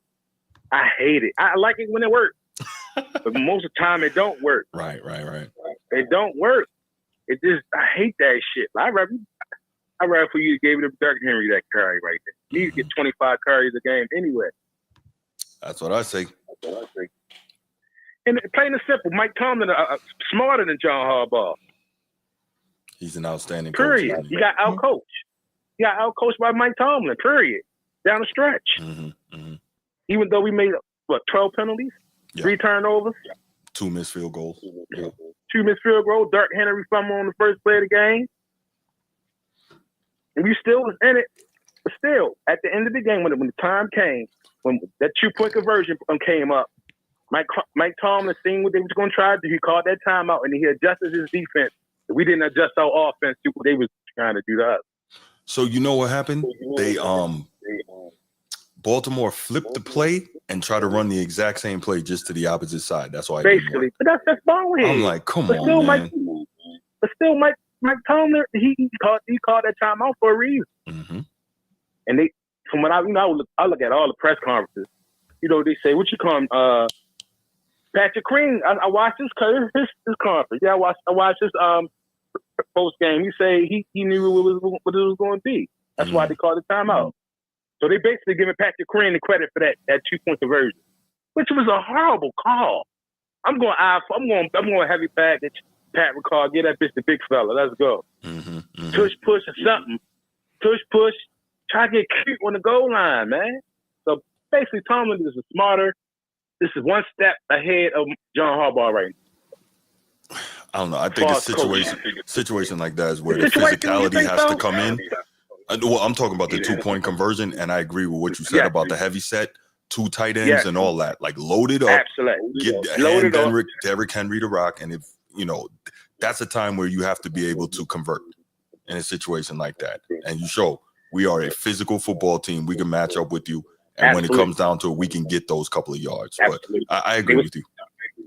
They would talk about that on NFL Live today. Mike Tomlin said, I'll be into all that. They like to bully the bully. Like the Baltimore like to come in as the bully. We want to be the ones who bully the bully. Right. And Sunday, Pittsburgh wasn't really tough. It was a little tiny bit more mentally tough, but no, not. They was a little tougher than us Sunday. Mm-hmm. I ain't afraid to admit that. But they got the turnover.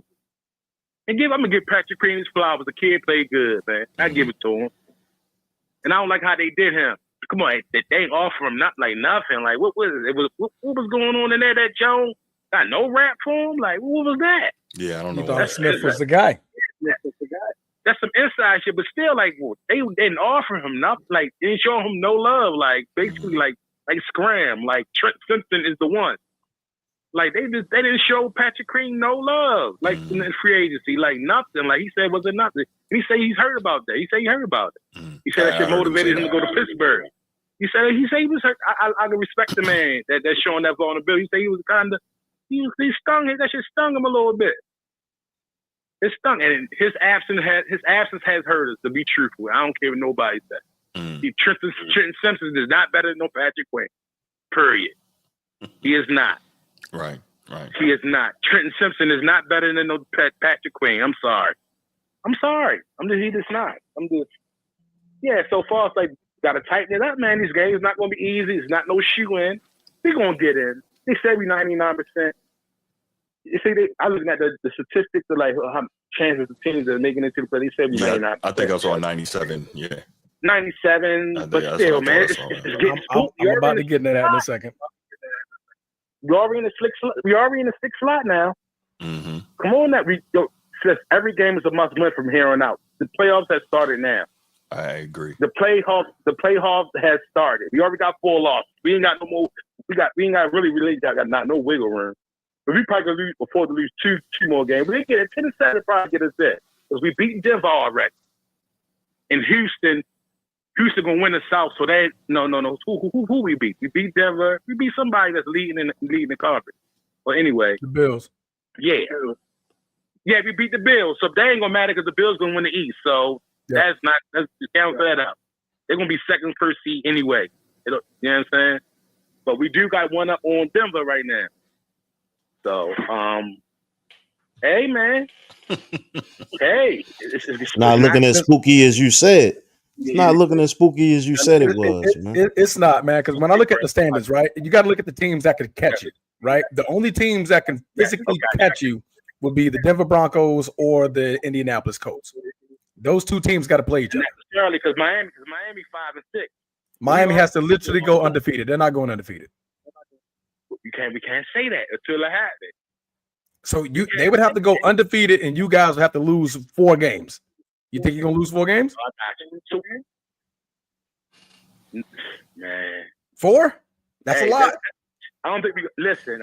We need that tight end up. That's all I'm saying. I think what he's saying, Transformer. The only game that's almost a gimme is that Giants game. Everyone else is going to be very tough. Up in the air. Yeah, that's all. Well, like I said, this is where you show and you flex who you are, right? That's what champions do. You step up in those big moments. You go shoulder charges. Why? You know, okay, you're not finna manhandle us. All right, we're gonna little brother you like we've always done, Jim. You're catching this L today, right? You go against the Eagles and you show why we are undefeated against the NFC, right? You got to play the Giants. Okay, that's a gimme. You got to go. So in Steelers, now you got to come to our house. Y'all only beat us by field goals. We played defensively. We played pretty good, right? We only held y'all to field goals. Yeah. We kept y'all out of the end zone. But now you got to come to our house. Now, when you come to our house, it's gonna be a little different. All right, we're gonna show out. Yeah. So I think like I said, Baltimore, they hold the keys to the car. They're in the driver's seat, right? They just need to go out, win 4 games. They're in there. They beat Houston. Right. They beat Houston. They beat the Steelers. They beat the Chargers. It's done. It's a lock. At that point, it's a lock. Indianapolis literally have to go 5-1. I don't see them. Do you see Anthony Richardson beating and going 5-1 at this point of his career? Denver Broncos will literally have to go almost undefeated when they still got to play the Colts, the Chargers, the Bengals, the Chiefs in a row. Hey, Tim Tebow did it. Why can't Anthony Richardson? Oh, Tebow sighting. Tebow was much better than him, bro. I said Tim Tebow did it. Why can't Anthony Richardson? Because Tebow was a winner. Anthony Richardson don't know how to win nothing. Listen, let me say this. And the Colts not no scrubs now. No, I like they ain't got nothing over there. They tough. I ain't saying it was no scrubs. The quarterback play. They ain't no scrubs. The Colts is not no. They tough over there now. Don't sleep. They're not going undefeated. Seems like both of the Bruces are in Indianapolis Colts fans. Yeah, because I mean they got to play. They got to play the Lions next. They're gonna get cooked. You trying to say Tim Tebow is better than Anthony Richardson? Stop. Tim Tebow is better than Anthony Richardson. But yeah, man. Okay. Maybe I'm a pessimist. Maybe I'm just worrying a little too much and shit. Y'all stressing. You know? Not me. Y'all gonna let me get my spell? Y'all wanna hear my spell? I was waiting for you, G. Go ahead, G. Go ahead, G. Unmute yourself. Oh, there you go. So I don't know, man. Russell Wilson is a really good quarterback, man. They was coached really, really well. I think the Steelers. I think people gave the Steelers too much props. They did come out with a win, but it was no end zone time for them. It was all field goals, and we played all the losses. I mean, anytime you in a season and you have the most flags than any other team.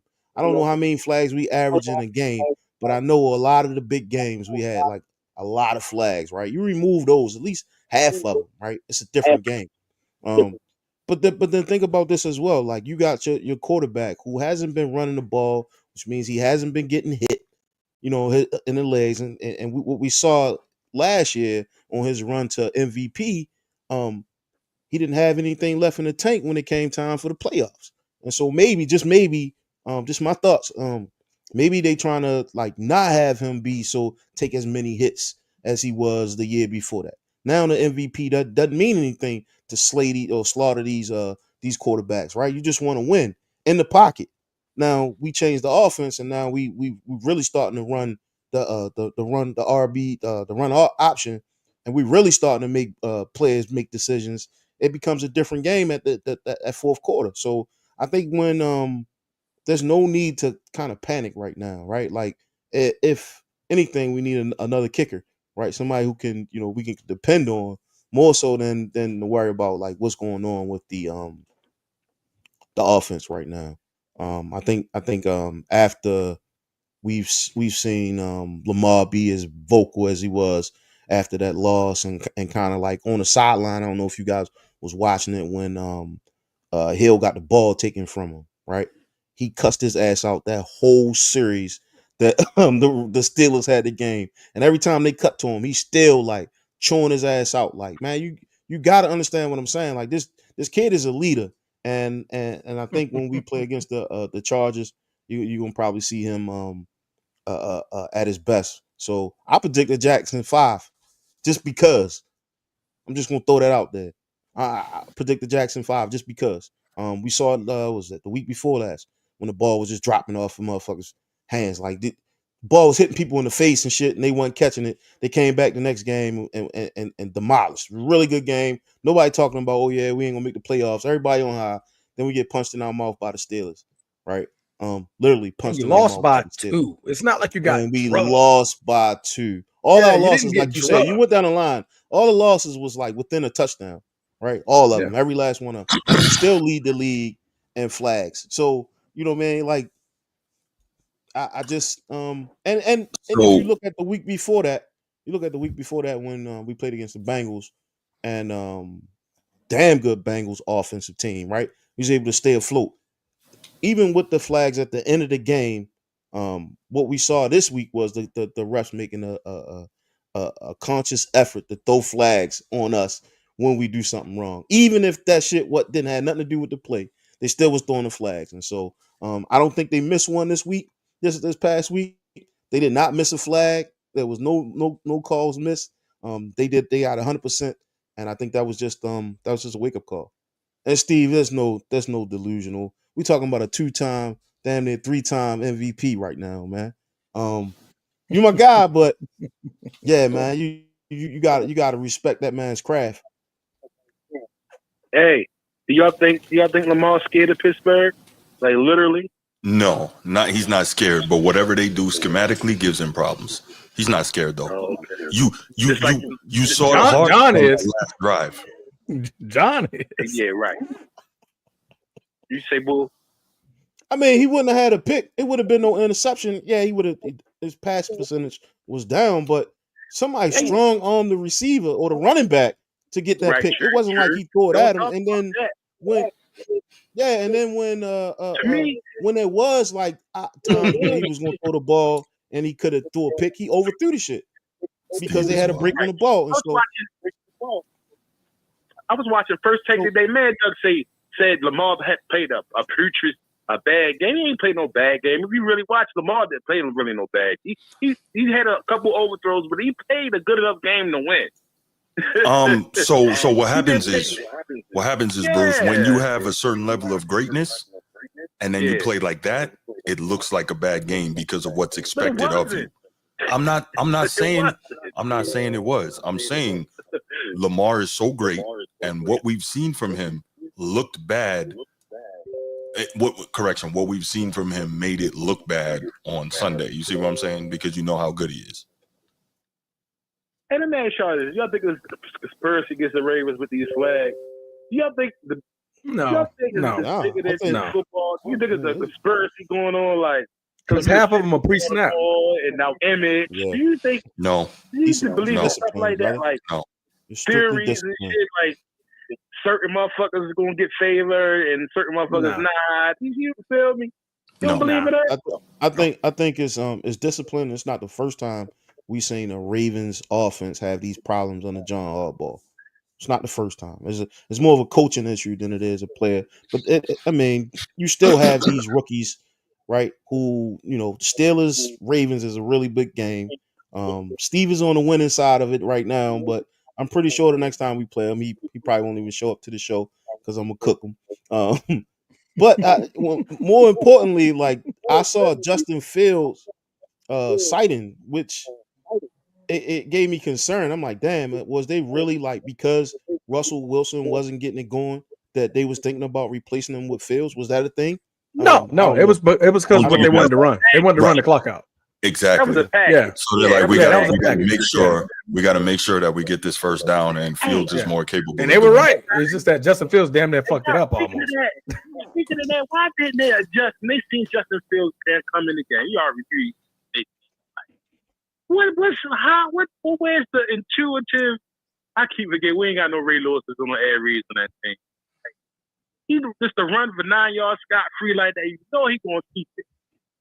You already know y'all practice against Lamar Jackson every day in practice. You know what? even if he do give it to number 22, you still he wouldn't have got no 9 on the play. I would have sent everybody. I would have blitzed that. I would have won that Justin Fields on that play. Like, well, I don't give a fuck if they do give it. If Najee get it, let him get it. I don't give a fuck. But that fast motherfucker ain't get it. He ran for 9. Luckily he slid a yard short. Mm-hmm. At least we had a chance. Right. Man, they put to send everybody on that third and 1. I mean, I'm talking about. Nah, you can't do that, because if you miss and Justin Fields taking it to the house. Listen, Yeah. hey, He taking it to the house. You don't take the risk, you lose the chance. I would have said, listen, you knew they was going to come on third and 1, right? They weren't going to throw the ball right. They wasn't going to, come on, yo. That's just simple, yo. They wasn't going to throw the ball. I don't get it, man. Just, you when I got there, yo, I would have sent the house. What they would have got, a full blitz? No, blitz. Listen, you send that 0 blitz, and then like Transformer mentioned before, you got Tebow threw that he threw that touchdown to freaking what's my man, Demaryius Thomas. They would have never knew it was coming because I would have disguised it. I want to have everybody up in them, but I would have sent everybody. Yes. When that third and 1, come on, why not take that risk? Mm-hmm. Robbie get ready to lose. This Harbaugh he's just an airhead. He aloof sometimes. He just an airhead. We just need a new coach. I true. I ain't gonna get it to y'all. I'm ready to get out this phone fast. I'll probably calling on the next joint. Go ahead, man. I ain't gonna talk y'all heads, bro. All right, brother. Y'all, man. All right, yes, sir. All right, bro. All right. Good call from Bruce, passionate Ravens fan. He's struggling. I feel him. Todd Monken don't give you a whole lot of confidence, man. But okay, so what we're gonna do now? That was a good topic, and it didn't go crazy, so we good there. Let's go ahead and take it right to the next topic, and this is one I wanted to discuss here. So all right, how do I start this? And don't worry, I'm not. Here we go. Nope. By not starting it. I got this under control. Pop your popcorn. By not starting it. Pop your popcorn. Pop your popcorn. So one of the things that I talk about, y'all, when I talk about LeBron is the level of control this guy seems to exhibit over everything, right? And how manufactured I think a lot of the stuff that is around his career and around him is. And when I say manufactured, it's like everything is so carefully curated to create the image, right? In terms of controlling what people say and controlling what happens around you, et cetera, et cetera. We've heard all the stories from different people about how Clutch Sports literally tries to control the NBA media and what they can and cannot say in regards to LeBron, or they will face consequences. It's crazy. I don't know if you heard this, Transformer. I don't know if I sent it to you. It was like I was listening to something maybe earlier this week or last week, and it was talking about how way back when LeBron was in Cleveland the first time, Braylon Edwards was playing for the Browns, and he got into something with, I guess, LeBron or some of LeBron's guys, and literally like Eric Mangini was talking about it on one of these Fox Sports 1 shows. Eric Mangini was talking about it, and he's like, the next day Braylon Edwards got traded to the Jets. And I'm like, he couldn't have been that powerful at least not that level in his career, that he got somebody in an entirely different sport traded out of the city. Like that would have been crazy. But anyway, the point I'm trying to make is whether or not that's the case, it's like everything around him is so carefully curated and controlled, right? And so that's what I mean when I say a lot of this stuff is manufactured, and it's frustrating to me, right? When we remember a while back, Kendrick Perkins, when he made his commentary about LeBron, and he went at him, LeBron basically blocked him on social media or unfollowed him and all this. And then apparently they didn't like what K Perk had to say, so they sent Clutch to talk to him, like, hey, watch what you say. And we've heard these stories from a number of people. So anyway, that's what I'm getting at. Anyway, so what I wanted to talk about today, and this is a pretty simple one. It's not going to be too long, too in depth. Recently, this was like a few days ago, maybe 5 days ago, no more than a week. Wait. Adam Silver, young disciple in them in here, right? Okay, cool. It is gonna be short. All right, cool. No, Hurry up. Leslie Barber. Leslie Barber, I haven't seen you before, so thank you for coming in. Make sure you hit that like and subscribe button, and hit the share also, and hit the notification bell. All right, cool. So you guys can't be this stupid. Adam Silver is on camera in public, so it wasn't serious. Yeah, I don't know about that. Your favorite hater, Bruce. Nothing is off the table. He got his son on the Lakers. That's a fact. And so that's another thing, right? If you watch, Brian Windhorst has consistently been one of LeBron's biggest supporters from day one, right? Because I recently found out Brian Windhorst's mom used to be one of LeBron's teachers when he was in school. So I guess he knew about him from the very, very, very beginning. And basically, Brian Windhorst pretty much owes his career at this level to LeBron James, right? Because he covered him when he was with the Akron Beacon Journal. And then even when he was with the Akron Beacon Journal, they sent him to Miami to cover LeBron all that time he was with the Heat, and so on and so forth. Now, obviously, Windhorst is on ESPN and blah, blah, blah. So he literally owes his career to LeBron. So anyway, he's one of those guys that anytime there's anything about LeBron, he's always defending him. He's always backing him up, blah, blah, blah. And you could tell the other day when the stuff about Bronny not traveling with his G League team came out, Brian Windhorst had to lightly chastise LeBron and the Lakers for that. And you could see like it was visibly painful to him to have to do that. And so, you know what I'm talking about, right? Transform. You saw that on TV, right? No. Oh, you didn't see it? Okay. Oh, you wouldn't. Oh, my bad. No, I don't. I don't pay attention to it. No. So anyway, the point I'm trying to make is like this dude tries to control everything. So recently, I don't know where Adam Silver was. Somebody asked him, just some random dude. I don't know if the dude was a reporter, a random dude, whoever. The guy says to him, who's your GOAT? Who's your greatest of all time, right? So I'm going to play the clip. It's a very short clip. I'm going to play it. I tried to boost up the sound so that you can hear it as well as you can. But just listen, and then we'll come back and we'll talk about it because I thought it was very interesting. And, of course, the LeBron fans, they're going to want to try to play the role. We already saw one in the chat talking about, oh, we know this is fake, blah, blah. Okay, cool. But here it is.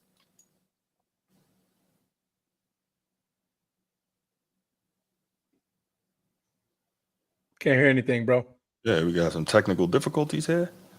Okay, so I think it's the video because when you even sent it to me earlier, I didn't hear any audio. You weren't able to hear it? Yeah, that was wild. So I apologize for that, troll. I apologize. Can you paraphrase it? I must have done something wrong, huh?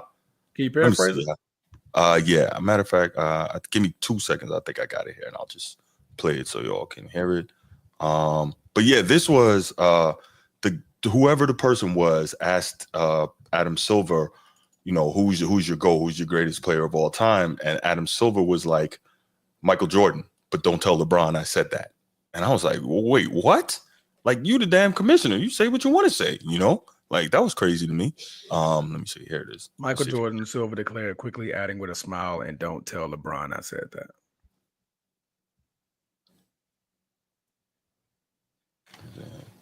Okay. Who is your coach? Who is your... Okay. Who is your coach? Who is your best player of all time? Michael Jordan. Yep. And don't tell LeBron I said that. So there was a lot of noise in the background, but were you able to hear that? He says, yeah, who's your greatest player of all time? And he says, Michael Jordan, but don't tell LeBron I said that. And I'm like, why did he?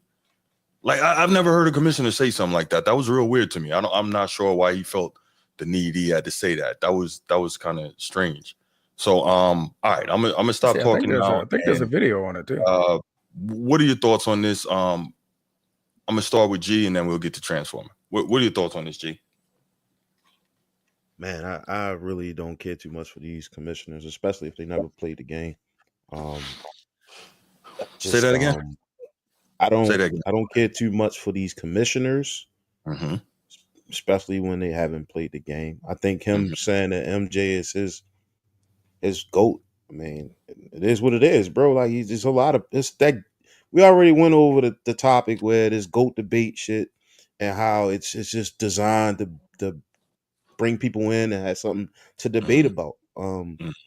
That's all it is we comparing stats. This guy's still playing, man. I don't know how.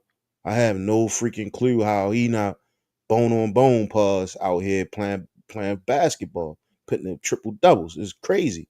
It's unheard of. Yeah. And so that's the bigger question. Like, how is he still doing this?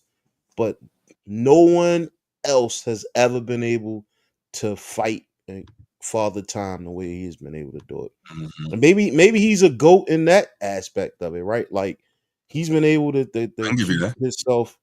Yeah, he's been able to keep himself in tip top shape and still he got dunked on by a forklift driver in the Olympics, the biggest stage, but I mean, he's still out there, man. Like he's still out there, and so And at a high he level. probably had to, he had to play another 100 years to pass Michael Jordan, and it ain't gonna happen. So, I mean, it is what it is. Most people with level heads and understanding of the game know that. But you know, that's all it is. Transformer, go ahead, man. I mean, I'm with D on this one. It's his opinion. What am I opposed to debate him? Right? Am I supposed to debate what Adam Silver's saying? I mean, I get why he's like, okay, don't tell LeBron I said that because who's the face of the league?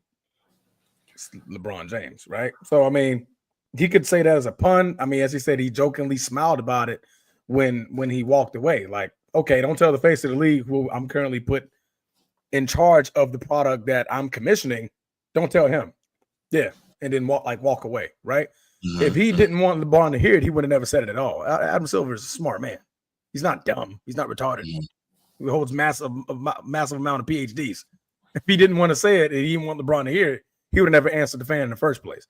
So I think this is an overreaction to think that, okay, something would have happened to Adam Silver if he would have, if this was a get out to LeBron. He would have never said it to begin with. So I just think it's his opinion. Everybody has their own GOAT. Like we said, Cayenne Pepper Anthony has Paul George, right? Brandon Miller has Paul George, right? I have Kobe Bryant. You guys have Jordan. People have LeBron. I mean, I really got not much to say about that. But that's his opinion. I think it's an overreaction to say that, he said that because he's afraid of LeBron. No, I don't think so. Because he would have just never said it.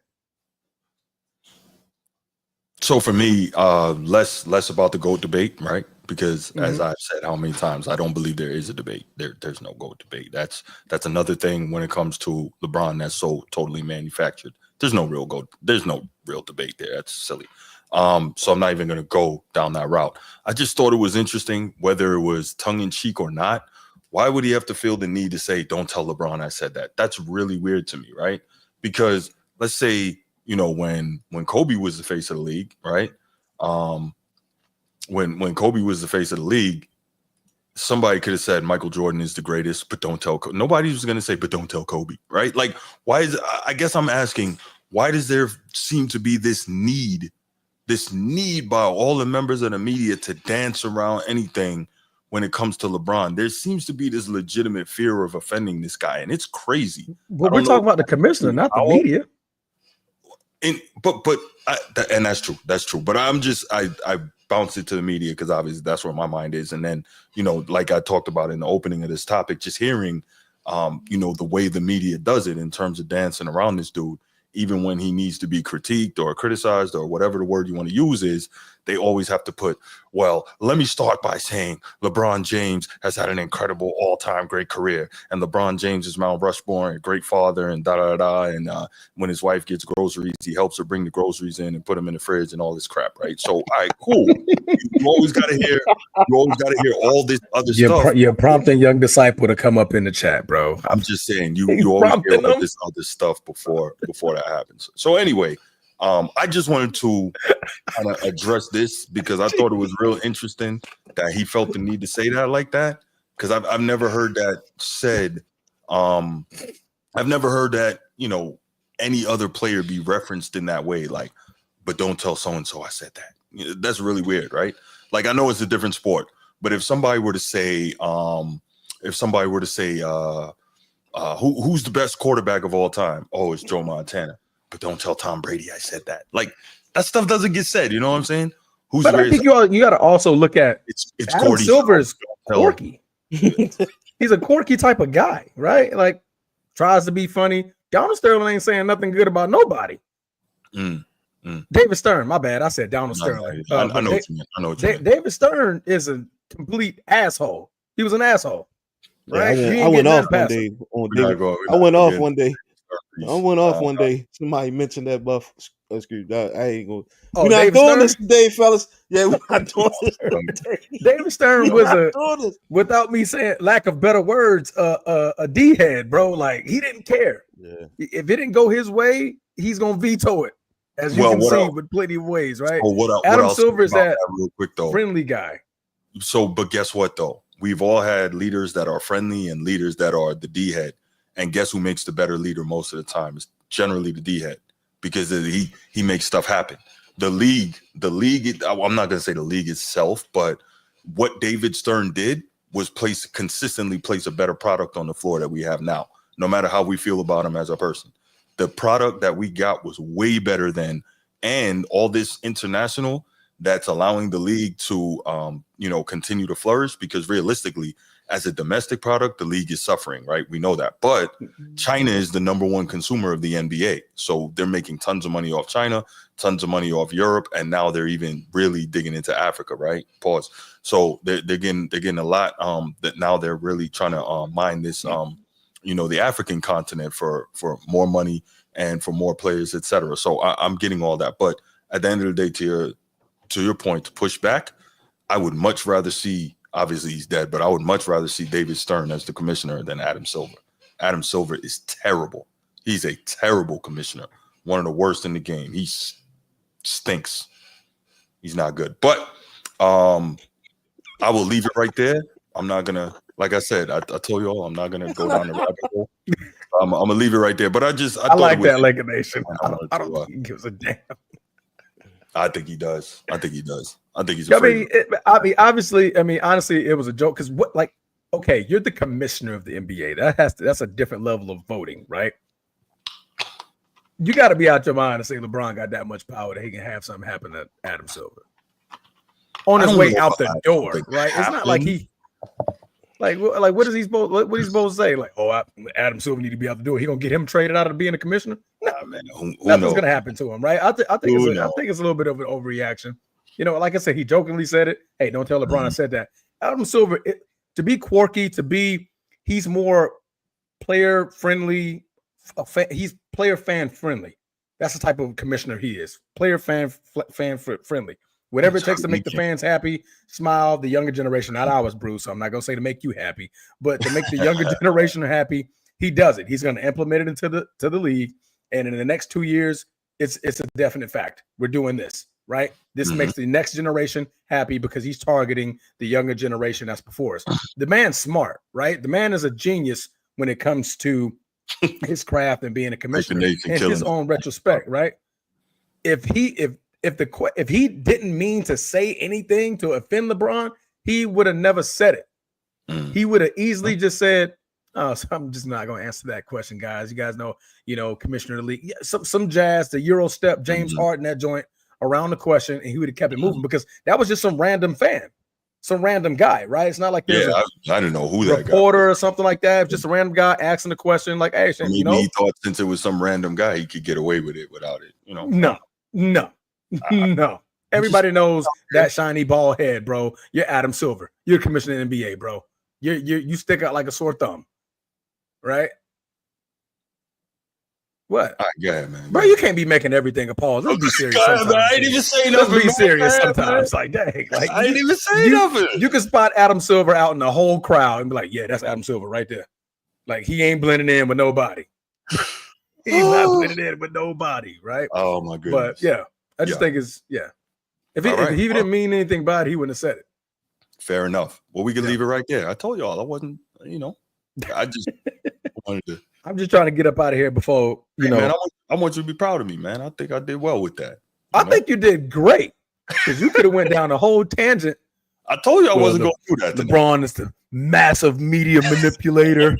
He's going to manipulate the league to institutionalize to make him last longer for 5 more years so he can play with Bryce. Nah, we're not doing any of that. None of that. Do we want to open up the phone lines real quick, see if anybody got anything to say about it? I don't think so, but I mean, we can. I mean, Laker Nation's been chatting about it. I mean, Steve is just being Steve. So Steve. being Steve. All right, y'all. If anyone has a quick call in on this topic, this wasn't a big, this wasn't a big. I just thought it was. I thought it was neat. Honestly, I just wanted to talk about it. Yeah. Yeah, I really didn't think it was that big a deal. I wanted to talk about it. I thought it was cool. Anything to talk about LeBron, huh? I mean, if we're talking about LeBron, let's talk about if we're talking about the Lakers, we should be talking about Dalton Connect, right? Connect, man, 37 last night. 37 bomb that boy dropped last night. The kid when I tell you, that kid has no fear. Bro was just pulling up like, nah, bro, this is he's letting it go. Yeah. Cash 9-11 from 3. Well, 9-12 by the last shot, but right. What? Was he on the wing? He was on the wing, wasn't he? Let's grab this. I think Bruce calling back. Format Podcast. What up, Bruce? We're making it quick. I ain't gonna be long. No doubt. I wouldn't say Adam. I wouldn't say Adam Silver. He doesn't fear LeBron.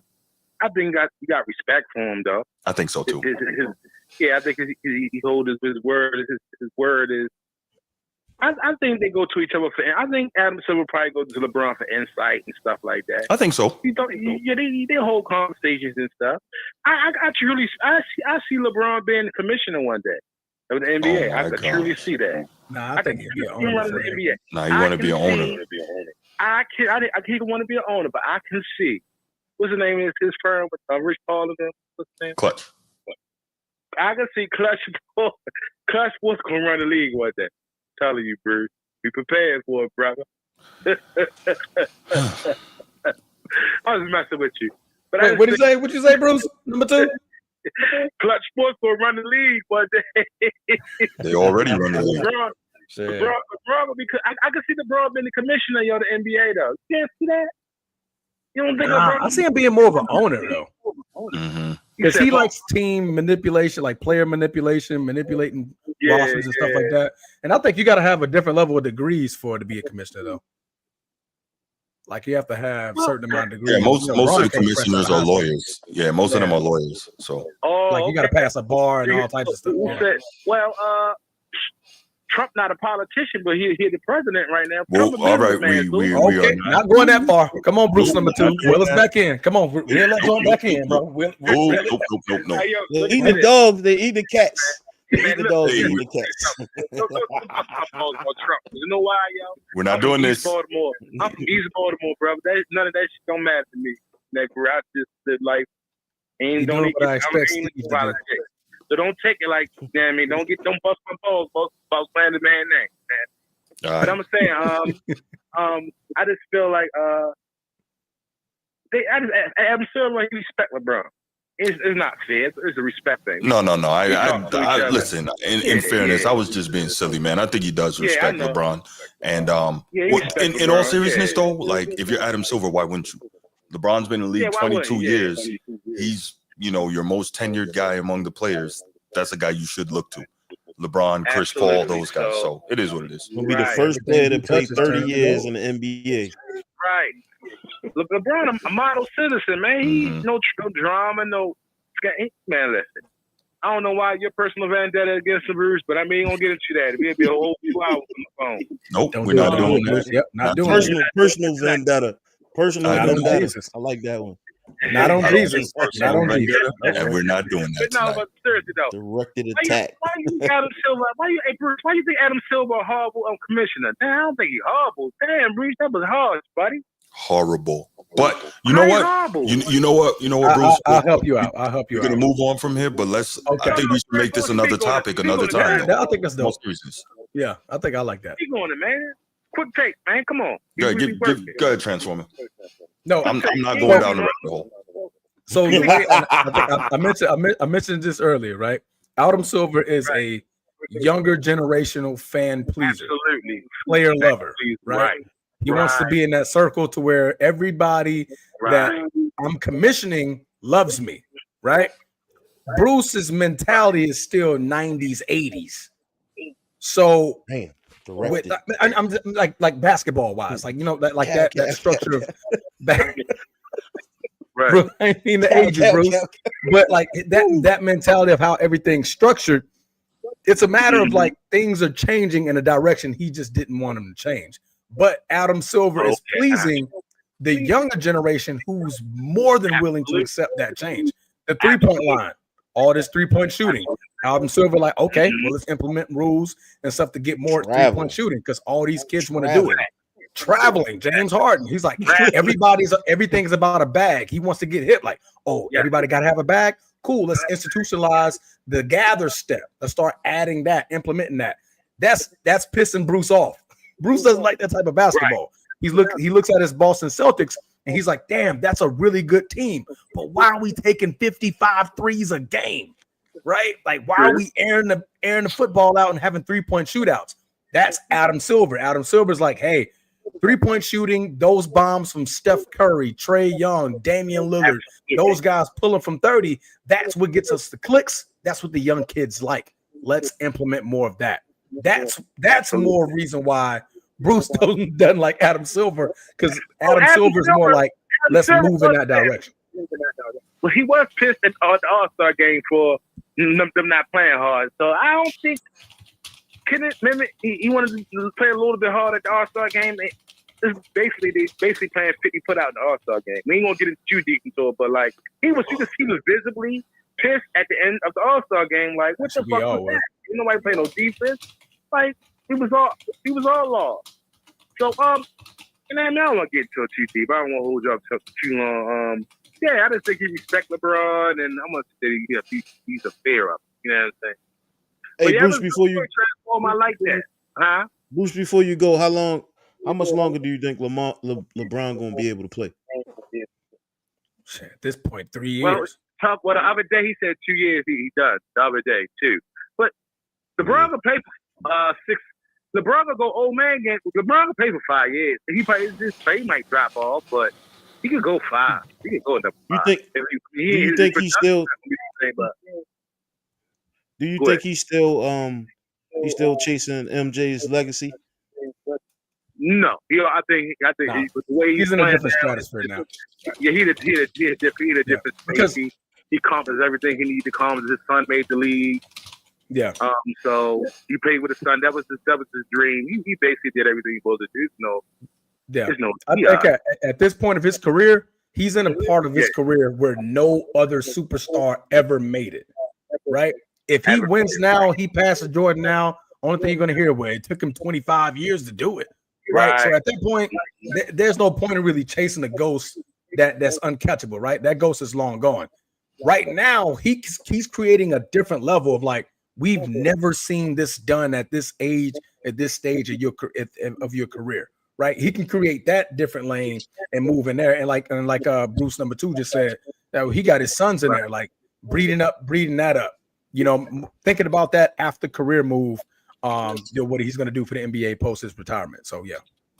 Hey, let me ask you another question, Bruce. Do you think Bronny deserved to be in the league?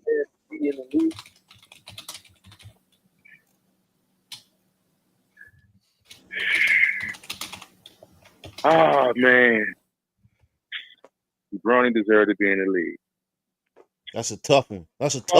No. No? Yes, he's a 55th pick. I didn't say worse a 55th pick. I mean, hey, he's the 55th pick. There's no wrong answer, bro. That's no wrong answer. It's just your views. What you think about that, Bruce? From us coming up, no, he can't. As far as this game, he's not a dog. He ain't got no dog in him. Ain't got no dog in him. Ain't got that dog in him. Nah, on some real shit.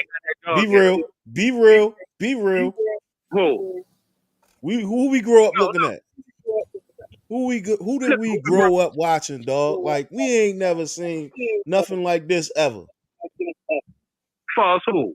Bronny, yeah. You said, you asked me, do I believe Bronny belong in the league? Yeah. Did you ask me that? Yeah. I said, no, he ain't got no dog in him. No, I don't believe Bronny does not belong in the league, but it's a good thing that it happened. He can play, but he ain't got no dog in him, dog. He ain't got no pit bull in him. I'm sorry. Yeah. He don't. He ain't got the chip. He ain't got no dog in him. He ain't got the chip. He ain't got it in him, man. But I don't think his dad got a chip on the shoulder either, though. Like, his dad ain't have a chip on the shoulder either, and I think that's why he's chasing. Yeah. Nah, well, he just said it's like Bronny. But know what I'm saying? Bronny an influencer, yo. He is just a video gamer. It's just it's a big reality TV show going on right now, man. All right, let me hop in here with some breaking news, y'all. Let me hop in with some breaking news. UConn coach Gino Auriemma is now the winningest coach in D1 history, and he had 1,217 career victories. So shout out Coach Auriemma. Hey, wait to the way never heard of him. You never heard of Gino Auriemma? He tried to change the channel, bro. He over that motherfucker going crazy. You see him transform. He over that joint. Breaking news. All right, break this shit up. Don't mean to cut y'all off, but breaking news. That's huge. Enough is enough. I ain't gonna cut me and my brother. I ain't gonna cut my man conversation off about some damn Gino Auriemma, man. Because he's one of the best basketball coaches in history. That's why. He is, but he won the best basketball coaches ever. Hey, G, if you know, you know. You know, dog. That's my guy, though, Brucey, though, for real. But like I was saying, Kanye Anthony. Oh, man. You need to start talking about Kanye Anthony at 30.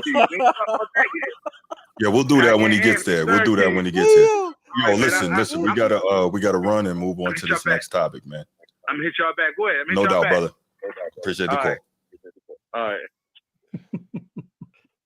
Diabolical, man. He's so disrespectful, yo. For anybody that missed it, Gino Auriemma is now the biggest coach in Division I history. 1,200 breaking news. Nah, I just got that. So I wanted to show love to Gino. No, it is breaking news, but damn, bro. All time great. So I wanted to make sure I show him that love. All right, cool. So let's do this. Steve, you're a funny dude. I love it. You're a funny guy, Steve. That's beautiful. You're right, though. All right, so let's go ahead and we're gonna get to the final topic here. And this one I thought was pretty cool. I'm a big college football fan. I don't know how many of you are in the chat. I know my man Steve is a big college football guy. And I know there are, for those of you who are college football fans, I know, go Irish. I know there's definitely some Colorado fans out there. Well, I shouldn't even say Colorado fans, Coach Prime fans, right? There you go. Better term. Just kind of weird to me, but okay. So here's the deal.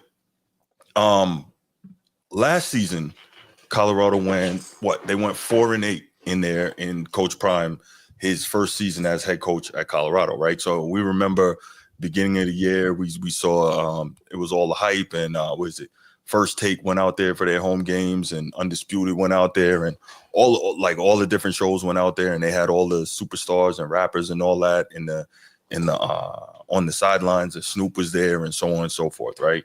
And so it started off hot, and then basically they struggled down the stretch. Why? Colorado they weren't physical enough in the trenches. They weren't physical on the O-line. Shadur Sanders was sacked, I think, 52 times, led the entire nation in getting sacked last year. They weren't physical on the D-line. People were running all over them. But their offense is crazy, right? Their pass offense is explosive.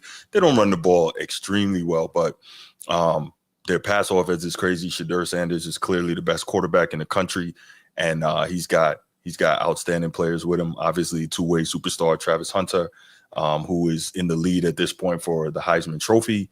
I think the odds are like minus 500 right now for him as the Heisman Trophy leader. So just an incredible thing. And so here's where I come in, right? So talking about college football last year, I knew that the Pac-12 was dissolving and teams were going different places. And I want to say Arizona State, BYU, Utah, Colorado, I believe all went to the Big 12, right? And so what happens there? I said last year, listen, Colorado has a legitimate chance to win the Big 12 next year, because I really believed it based on what I was seeing. What? Hell no. Okay. No, Right, you cool. didn't say that. I did say that last year. I'll get the clip. I should have cut it and had it ready, but I did say that last year. Because I heard other Say things. you should have cut I it. heard other things. I heard other things. That price is way too high. You need to sir, cut especially it. hold on. Especially when he went and was talking shit about the media. Oh man, you went on a whole frenzy. That doesn't have anything. You never said that they was going to be worth. That doesn't have anything. What? Go cut the clip. You really. I'll find it. I will find it for you. Don't worry, because I remember we had this conversation. I remember us having this conversation. I said last year, as in last football season. We weren't talking about Colorado. You and me weren't talking about Colorado last football season. But I'll get it for you, no doubt. Because I wasn't here. No dog in the fight. I'm only going by the last thing that you said, sir. I'm sorry. I ain't go all the way back. I never said anything about their ability. I never said anything about their abilities on the field. Did I agree with how Coach Prime handled that situation with the reporter? No, that has nothing to do with what I said they would do or not do on the field. So I don't know how you had this conversation, that. Bruce. We had this conversation, Bruce. I don't make shit up, Bruce. We had this conversation, dog. Okay. And I remember you being on the Irish high and mighty and saying that, Colorado ain't gonna be nothing. They don't have no running game. He keep getting sacked. You weren't the only one that felt that way. No. You're telling me 2 years ago you said something totally different. Last year I said it, but that's cool. I got you. Yeah. Last year I said it. I'm gonna find it for you. I got you. And I meant to do it. The good thing about this program is that they keep your recordings. That's right. No. Listen, I got it. We talked about them before. It's on the channel. Mr. Transformer. We talked about Colorado before, and you on wax ass and other stuff. I'm gonna get it for you. I'm gonna get it for you, no doubt. But the point is, don't delete the shit, bro. Don't delete it. I can assure you, anybody listening that have been around this channel, I did say last year that Colorado, and you know who could vouch for me on that as well, Transformer? Ryan could vouch for that. Because because you do the Tuesday. Yeah, you can vouch for that. But anyway, I did say that Colorado had a legitimate chance, and I believed that they were a contender to win the Big 12. And lo and behold, the Colorado Buffaloes are now 2 wins away from playing in the Big 12 championship game, and they're favored in both. Kansas is no longer the team that we expected them to be under Lance Leipold this year, and Oklahoma State, I don't know what happened to them. Ollie Gordon III, he must be pissed he went back to school. He should have went to the league. But the point is, they've got 2 not great teams. 0-7. They have, Damn. Colorado has gotten much better in terms of being more physical in the run game. Their run defense is better. It's in the top half of the country now. And we kind of saw that when they played against UCF, because earlier this season, because UCF at the time was the number 1 rush team in the country, I think averaging about 370 rushing yards per game. That was around week 4 or 5. And Colorado basically put a stop to that, right? So I said, okay. So remember, they have Warren Sapp as an assistant D-line coach now. Now you're seeing it. I think they're I want to say like 3rd in the country in sacks over the last 6 games. But the point is, Colorado is really stepping up. They're now 8-2. They win these next 2 games. They have an opportunity. They will play for the Big 12 championship, and anything can happen there, because if they win that as a Power 4 conference champion, they will make the college football playoff. And that is going to be the biggest story in college football, because think about how big of a story it was last year with only 4 wins, right? Imagine if, 2 years ago, Colorado was 1-11, had an average margin of losing, I'm not even going to say victory, average margin of losing of 29 points per game. Worst in the Power 5, worst in America, right? they were getting smoked. Coach Prime comes in there, turns this thing around. So I'm really intrigued to see what happens here. One, because I said it was likely to happen, so we always like to be right. And two, because I think, again, the journalist in me says it'll make an incredible story if Colorado makes the college football playoff. So I got some clips here. Before I get into those, I'm going to start with Transformer because I started with G last time. What are your thoughts on what we are seeing from Colorado and what Coach Prime has built there in such a short time from such an absolutely horrible program before they hired him? We are seeing what trust the process looks like. We're seeing what trust and believe in me, and I will show you better than I can tell you. Okay. When talking is just a wee bit too much, but the actions behind the words are there in your face, and you can't do nothing but respect them. That's Prime to the fullest. Facts. Took a team that was one game. Not in a sense, they're pretty much one game away from being the Big 12 champs. One game away, right? That speaks volumes, man. I mean, everything and all the pressure that was put on this team when he got there, we saw what he did at Jackson State, right? We saw him, turn that school around and, make people talk about that team, right? Gets to Colorado, huge controversy on what he did when he walked into the door and said, half y'all not even going to be here when the season starts. Y'all can go ahead and hit the portal if you want to, but I'm bringing in my boys, right? So does that, and not a great season, but to Colorado, much better season when you go out there and you have 4 wins, 3 more than what you did in the previous year, right? But to have this type of follow-up after the defensive line was atrocious, you couldn't stop the run. You're almost like Dallas. You couldn't run the football and you couldn't stop the run. Those are 2 of your biggest weaknesses when it came to your team, but you addressed them. Warren Sapp, what he's doing with that defensive line, he's really, getting these guys to plug in those gaps. Stop teams from running all over him, and really putting his team in a chance of success. Offensive line has even gotten better. That was the other big bugaboo about the Colorado Buffs, is that they couldn't protect them. Getting the ball out quicker, making smarter plays, running the football effectively, and things like that. We're starting to see that more and more and more, which is driving Shedeur Sanders' stock through the roof. Because now we're getting to see like the number 1 quarterback coming out. Now he's like, dang, okay, this is what it looks like when he's protected. He's not getting sacked over and over and over and over. Well, look at the numbers he put up last year, even getting killed. Right? Right. But now we see it doesn't matter. It doesn't matter what that line is. That kid can get it done, right? That just speaks volumes to that team, man. That team is freaking that coaching staff, the Sanders family and what they're doing over there, man, it's huge. It's huge for them. I can't wait for them to get in there. They could probably get smacked. Who cares? But that's the thing. That's the thing. Like they could get smacked, but you're coming from 1-11 2 years ago. 2 years ago. College football playoff. Like, that's big. Steve said real quick, I wanted to respond to him. He says the Big 12 is garbage, but yet they do have BYU, who's a top 10 team in the college football playoff ranking, right? So yes, not a great conference, not the same without Texas and Oklahoma, no doubt about it, but they are still, again, they have BYU, who I guess theoretically, if Colorado wins out, it would be Colorado and BYU for the conference championship. But G, go ahead, man. I want to hear your thoughts on this.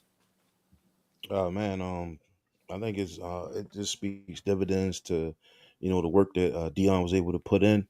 A lot of people and a lot of coaches, a lot of his peers didn't like how he was moving, and they was vocal about it.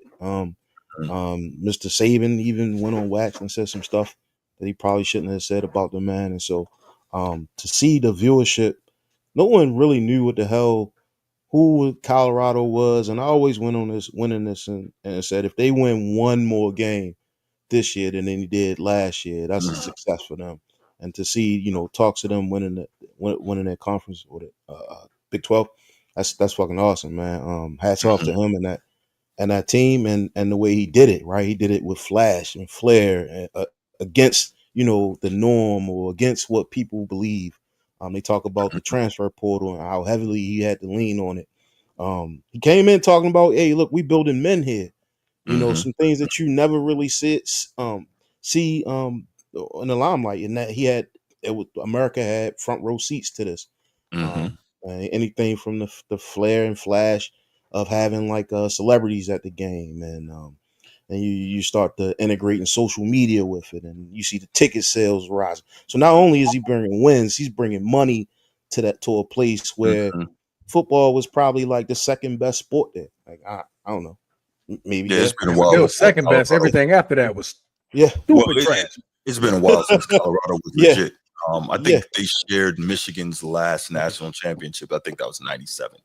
So and so see Prime come in and be able to be himself in a space that didn't accept him. Gotta take your hat off to it, man. I love it. Want to see more of it. He actually brought me back to college football. I kind of stopped watching it. So there's that. And I'm sure I'm not the only one. There's probably a whole lot of other people who, soon as Prime decided, after what he did at Jackson State, when he said he was going D1, I think that brought a lot of viewership and a big spotlight on that school. Yeah, no doubt. So to answer Steve real quick, Steve says, who is BYU beating, who is Colorado beating? So I'll say this, right? I'm not saying those guys have fantastic schedules, right? However, a lot of people would say the same thing about Notre Dame outside of the opener at A&M. A lot of people would say, who has Notre Dame beaten, right? So you get that.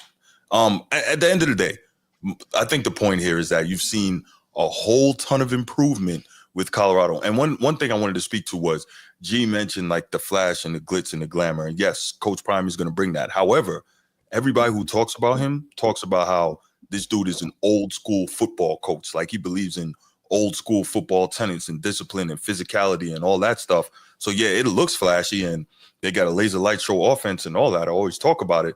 But that team, the main difference is how much of a change you see in the physicality of this roster. You know what I'm saying? So let's do this. I got some stuff here I want to play, and then we'll come back and talk about it, and then we'll wrap the show.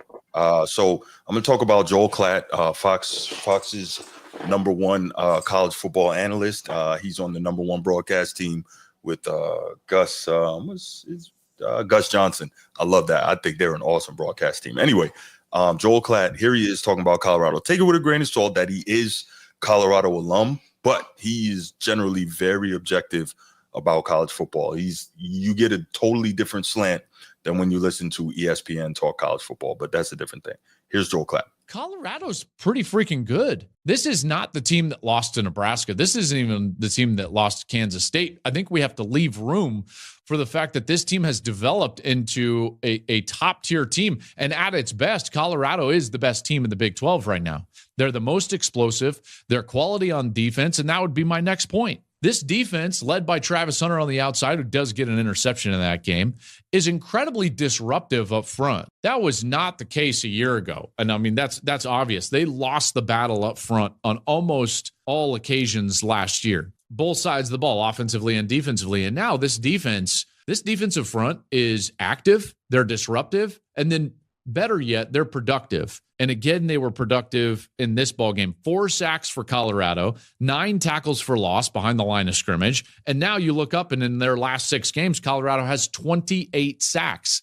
That's the third most in college football, only behind Ole Miss and Boise State. And Boise State's actually played one more game within that time frame. So I think it's time to stop thinking about Colorado as a flash in the pan, as a PR stunt. This team does things that are going to be very difficult to beat. And again, at their best, and every team does not play at their best all the time. And Colorado doesn't even play at their best, for an entire game, which Coach Sanders talks about a little bit. But at their best, they are the best team in the Big 12 because they've got the foundational pieces on defense to win the line of scrimmage, pressure the quarterback, create disruptive plays, tackles for loss. They've got excellent cover guys in the back end, including Travis Hunter, who's likely going to be the Heisman Trophy winner if they continue to win.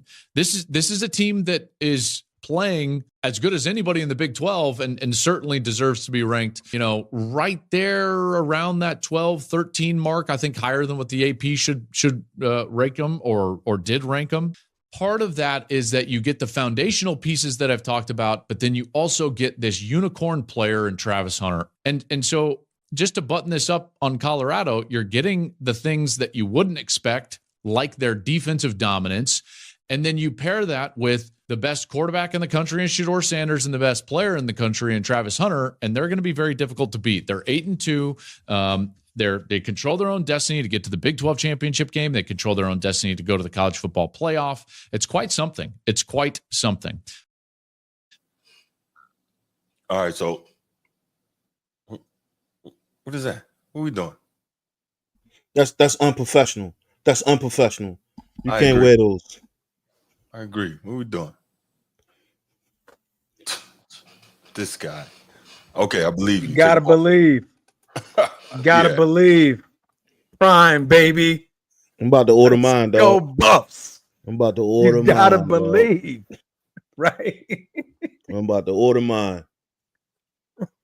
Oh, boy. They tough, sir, by the way. They tough.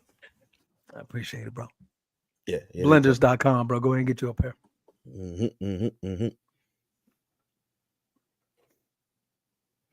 We gotta get Bruce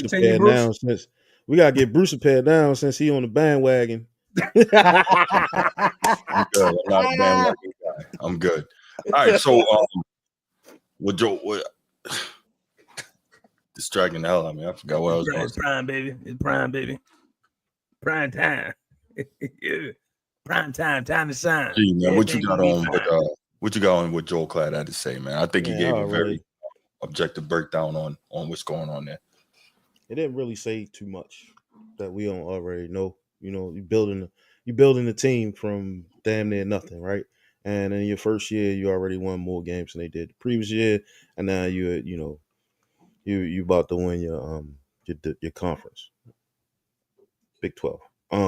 So yeah, he talked a lot. He definitely talked a lot, but I think he kind of echoed a lot of things that we already know and said, right? Warren Sapp, as you said, is doing an amazing job. You got the kids watching film; they're getting better every week, and they starting that culture. He's starting to build that culture there, which it's not a microwave thing. It takes time, and I think we're starting to see that. And I heard that he's supposed to be getting like one of the number one quarterbacks next year.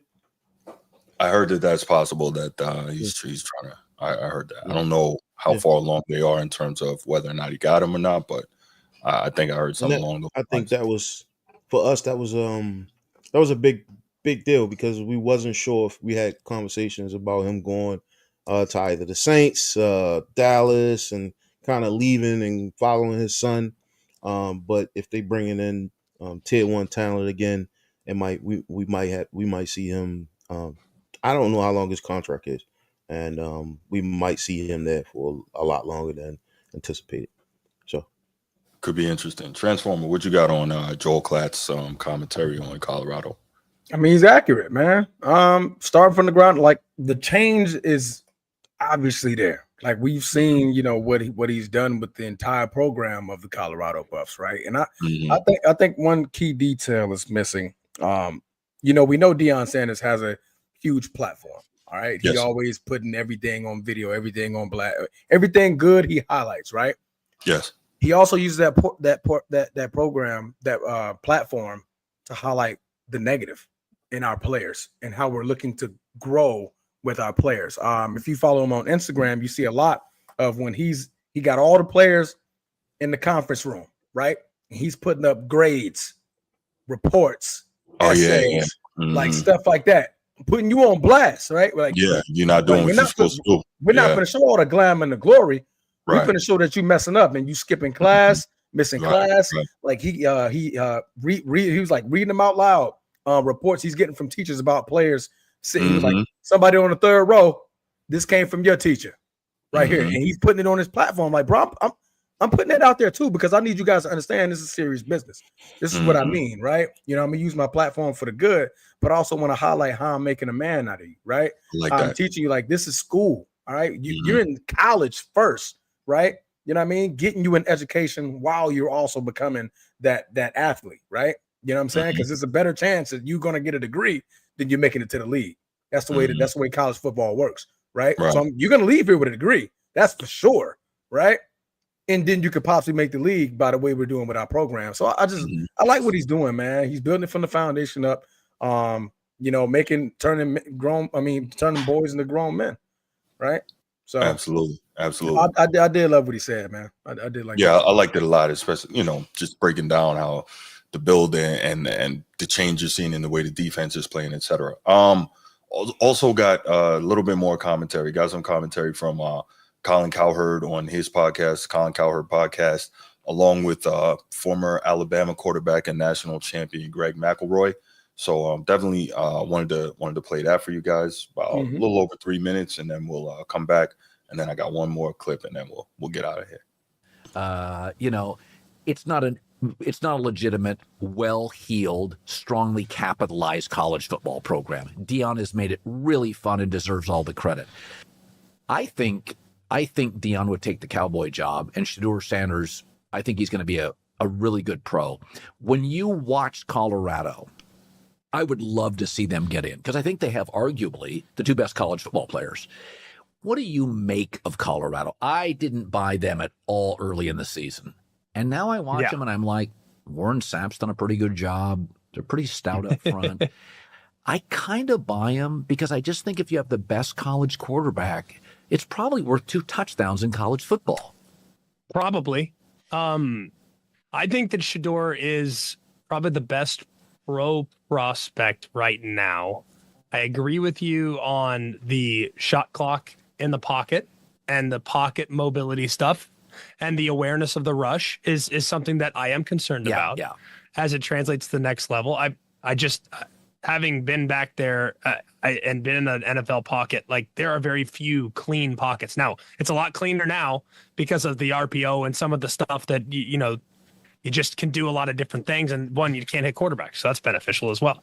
But I look at Colorado right now, and they have 33 sacks. That's made them different.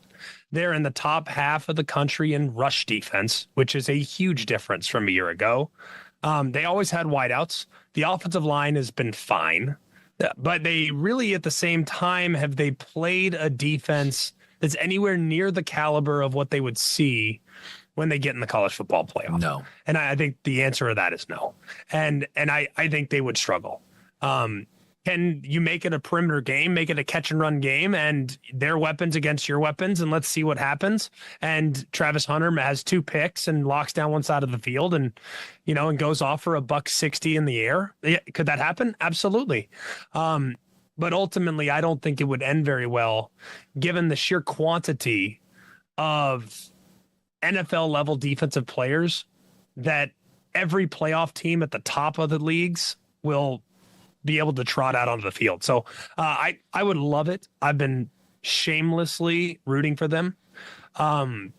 One, because every former player thinks they could coach, just not many of us get that opportunity. So to see Deion make the most of this opportunity gives all of us hope that maybe we could do it too. Yeah. That's one. And two, I think it's just been cool to see that it doesn't have to be done a certain way. There's this expectation that this tried and true way, this is how you build a program, this is how you do it. And it's not necessarily always going to be the same. It depends on the place, it depends on the coach, it depends on the personality. And it's been refreshing to see somebody that's done it a little different. And that has not made a lot of friends along the way. Like he's kind of, gone anti-establishment and say, this is how we do it. And so be it if you don't like it. And that to me is refreshing. So I'm happy for him, and I hope they win out. I'm not going to apologize in saying that, and I hope we see him in the playoff. So I like that McElroy kind of giving some in-depth thought to the commentary there, and I just wanted to give you guys an opportunity to hear what he had to say there. And I think what really stuck out to me, there's a lot of people in the sports media mainstream who didn't necessarily have a lot of kind things to say about what was going on and the way Deion was going about it. And now they're kind of forced to.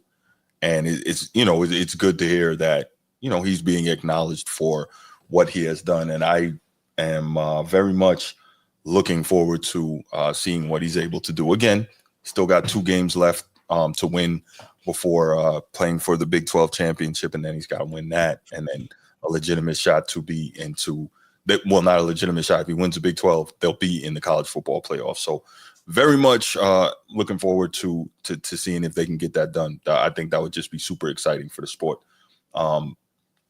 Even though they haven't played against elite defenses, I still think that offense is really, really good. And it's a pro offense and it's a pro defense. That's one of the things I actually love about the way Coach Prime has built this team, at least from the coaching staff. He's got a lot of people that are and were professionals, in the NFL. So his players are getting, highest level coaching, and I think that's pretty cool. So I like that. No, I like that. Like you said, he's definitely getting his flowers. I would love for this. Dion needs to go to Dallas. It's going to go to Dallas. Stop. Yeah, it doesn't make sense. It doesn't. Logistically for the quarterback perspective, because if he goes there, Shador is going to go there. They literally just gave Dak Prescott all that money. Mm-hmm. Just gave it to him. So that means Shador is going to have to sit at least 2 to 3 years before they even consider moving off of that money. I was about to say, unless they can find a way to trade Dak and somebody take on the bulk of that money, highly doubt it. Because exactly. we just seen what he looked like. Like, damn, y'all paying $60 million for that? We can go in the draft and get that, right? Mm-hmm. We can go and get a Jordan Love. Like, we can go and draft and get that. Because what was Dak Prescott, a 4th-round pick? We can get a 4th-round pick and get a decent quarterback, right? So, plenty of quarterbacks that's coming out of the draft in the up and coming years that we're going to be other teams are going to have a better opportunity with than paying $60 million for a 30-year-old quarterback who has nothing on his resume, no accolades to speak of. Every time he goes to the playoffs, if there's no run game, he gets destroyed. Now we're seeing when there is no run game in the regular season, he gets destroyed. What do I have? Also, man, it's just, to me, it's just a worse fit because why? Jerry Jones is the face, right? He's the face of that franchise. He always wants to be in the highlights, always wants to be in the commentary, be in the cameras and all that. When Prime comes over there and this happens, where does the attention go to? It goes to the man. It goes to the man with these bright shades on. Jerry not gonna like that. Jerry not gonna like that. That's why it's not a fit. I agree wholeheartedly. Yeah. He's not going to like that at all. Mm-hmm. Not at all. Like, damn, he's getting all the attention. He's getting all the praise because what's gonna happen? They're gonna bring up Deion Sanders' track record. What have you done for the sport lately? The game of football. Oh, I went to Jackson State. Make them a conference competitor, right? Mm-hmm. Went to Colorado, made them a conference competitor. Mm-hmm. Now I'm coming to the NFL. What I'm gonna do? Make Dallas a conference competitor, right? To the Super Bowl. Because what has Jerry done over the last 25, 30 years? I'll wait. What, three playoff wins? 3 playoff wins in 25, 30 years? I think it's 28. 28 years, right? Mm-hmm. Come on now. All the attention is going to sway to Deion, and Jerry not going to like that. Jerry would have to, and I don't mean death on anybody, he would have to pass away for that to happen. Right. And it have to fall to his son, and his son like, all right, Deion, bro, you got it. I'm just the owner. Right. Take care of your business. Mm-hmm. It's on you. But yeah, facts. That's what I got, man. I partially agree, right? Like in the beginning, I talked about, the bones and the infrastructure is there, right? The fans are going to be there. If Jerry really is about making money, he's already seen what Deion has done in Colorado, right? So imagine you bring those fans over that followed you there over to Dallas, and now you have a team that may or may not compete at the same time. If it's a money thing, he didn't gave up so much money, man, in all those losing seasons. He can sit Shador down for a year because he know that Prime is going to bring the glitz and the glamour, and he going to bring bodies. So from a profit standpoint, it's not far-fetched. We talking money, but, Jerry's not that smart anyway. He gave Dak all that money. So We've seen it before. Yeah, I would be interested to see if that were to happen, like how do they deal with that quarterback situation? And also, I think I've said this before. I don't like the idea of Shedeur being under his pops his whole life. I just don't. At some point, a man got to spread his own wings He's not even 25 yet. Okay, yeah, he's not 25 yet. Yeah, he's not. What 25. does that mean? That means Who's a lot. 25? Shedeur? I said he's not 25 yet. That means a lot. But gee, I know you've seen 19, 20-year-olds in the combat zone. So like I really don't buy that he's not 25 yet thing. They playing a kid sport though at the same time. It was a kid sport. I understand what you're saying, but at the same time, like it's doable, bro. Like both of them on the same team. I know we don't want to see that. We don't want to see it, but it's not like it's not. It's far fetched. It's so far fetched. We just seen what Denver did. Denver did with Russell Wilson. You know, Super Bowl winning quarterback, kicked his ass to the side real quick for their next pick. I don't think it's not doable. Dirty politics. They started with dirty politics, and the next thing you know, he was on the side. He was on the Steelers bench. So I think the fans has already expressed their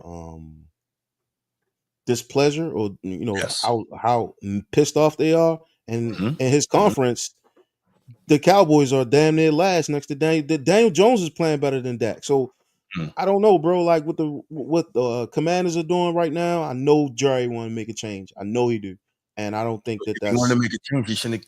Anyway, you're right. I agree with you. We talked about it. The infrastructure is there, but at the same time, like the brain matter doesn't exist. So his decision making is terrible, and that's why they're in the position that they're in. I'm just saying he's a billionaire, so like.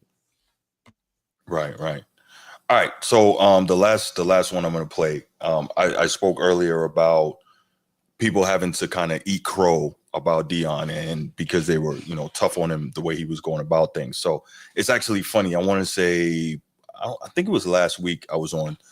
You guys weren't here. I was on, and one of the things Bruce said was that he wanted to hear what Jason Whitlock had to say about Deion, because he's one of the guys in the sports media that's been really hard on Coach Prime in terms of not agreeing with the way he's going about things and how he's going about things and all that. So I wanted to get a clip, and this will be the last clip we play for the night. And this is what Jason Whitlock was actually forced to say on his show. Not forced, but Coach Prime and the play of the Buffaloes have kind of pushed him into a corner where he had to say this. So check it out. I'm being inundated over the weekend with people suggesting I owe Deion Sanders an apology. The Buffaloes are now 8-2. They destroyed Utah 49-24, I believe, 49-25, something like that. They destroyed Utah. And I made the bet that if they finish, I predicted that they would lose 2 of their next 3 games. Now that means that, or I would go to their bowl game dressed out in Deion gear and Colorado gear. Now they have to lose this week to Kansas, which I was counting on. I was counting on them losing to Utah and Kansas. But now they got to lose to Kansas and Oklahoma State at the end of the year. And Oklahoma State's been awful. Kansas hasn't been any good either, but they do have a quarterback who could cause them problems. Anyway, people are arguing that I owe Deion an apology, that I was wrong.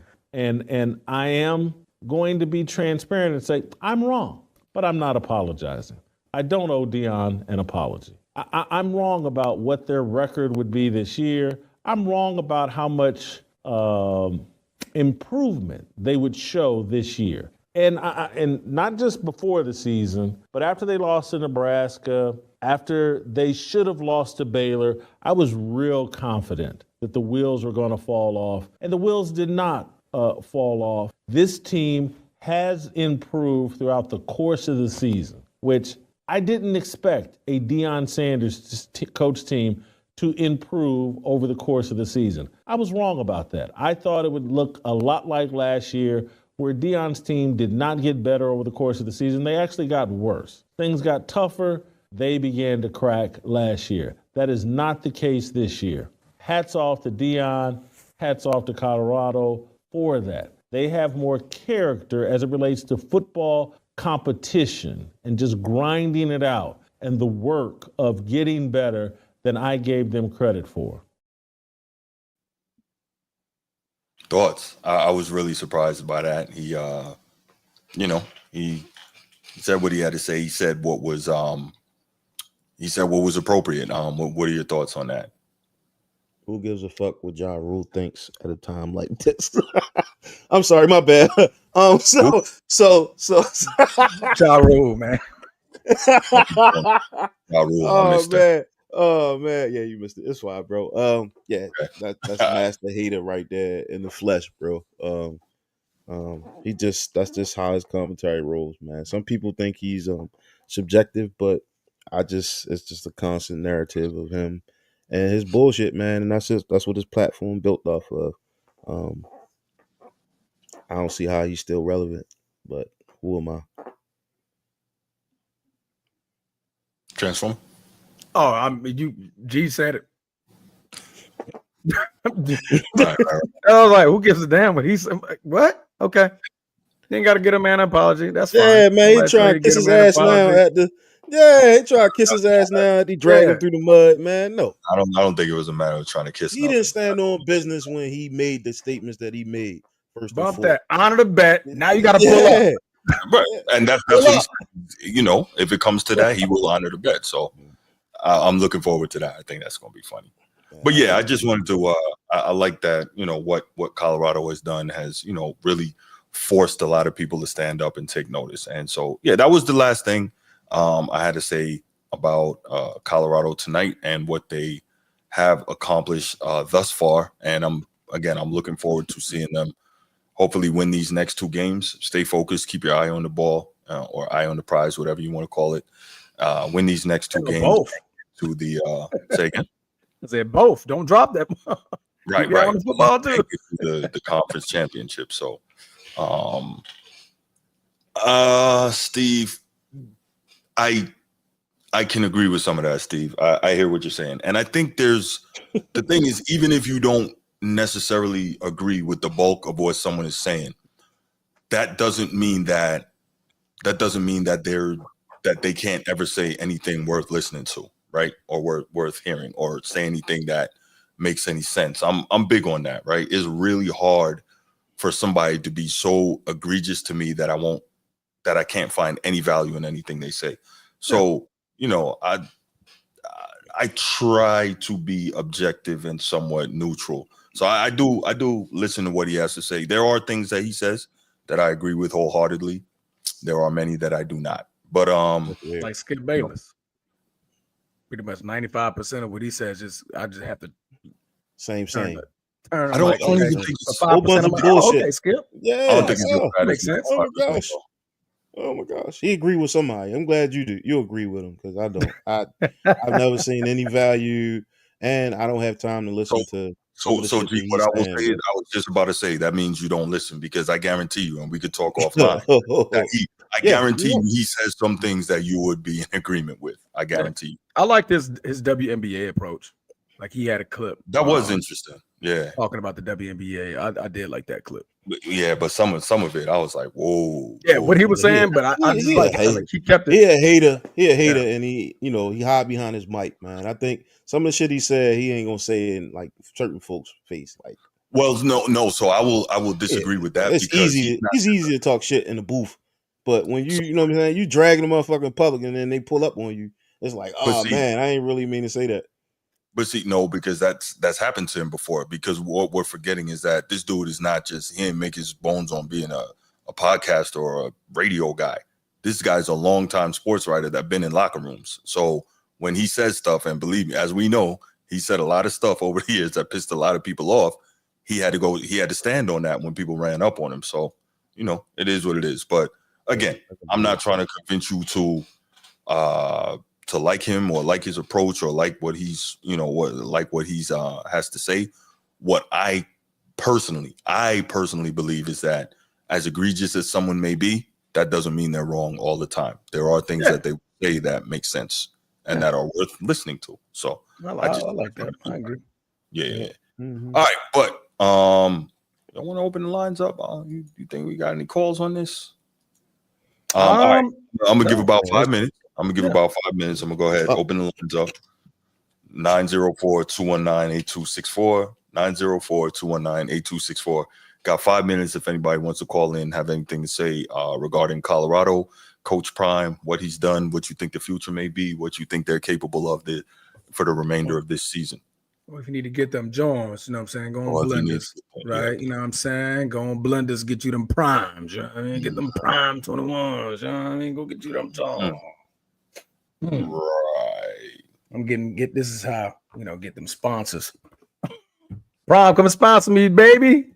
I got you, bro. I believe. Mm-hmm. Boy, Laker Nation, boy, you don't like Whitlock, boy. We see it. A lot of people don't. You know what I'm saying? A lot of people don't. Very, very true. Very, very true, though.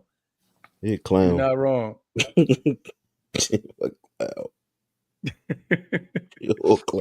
thing I'll say, I find it interesting. Like one term I don't use. Okay, we'll get back there. Let's take this call. Bruce, what's good, my man? I know y'all tired of hearing me tonight, but fuck it, I'm on. You know what I'm saying? Hey, Bruce, stop that with that damn Jason Whitlock love shit, man. You got a bromance. Stop. Bruce, chill. Bruce, hold on. Bruce, chill. Hold on. All right. This is one thing that really antagonizes me, okay? And what that is in modern society, you either got to be all the way one direction or all the way the other. And if you don't detest somebody, you love them. That's not how that works, okay? Yeah. Bruce, number 2. Turn your radio down in the back. Turn us down in the back, bro. Hold on. I don't know. Every time he calls, it echoes, and I don't know why. Yeah, it's echoing bad now. Listen, man. It's nothing on the back. I don't know. Might be my cheek. Y'all hear me now, bro? Are you on speaker? No, it's when we talk. Yeah, it's when we talk. We get kickback. Yeah. Okay, y'all get kickback. Hold on. Okay, listen. Can y'all hear me better now? Yeah. No. It's not you, Bruce. Number 2. It's us. Oh, okay. So when we talk, like I can hear myself repeating back to you. Is it still the same thing? Yeah. Hold on. Damn it. Are you on speakerphone? Can y'all hear me better now? Are you on speakerphone? I can hear you. That's fine.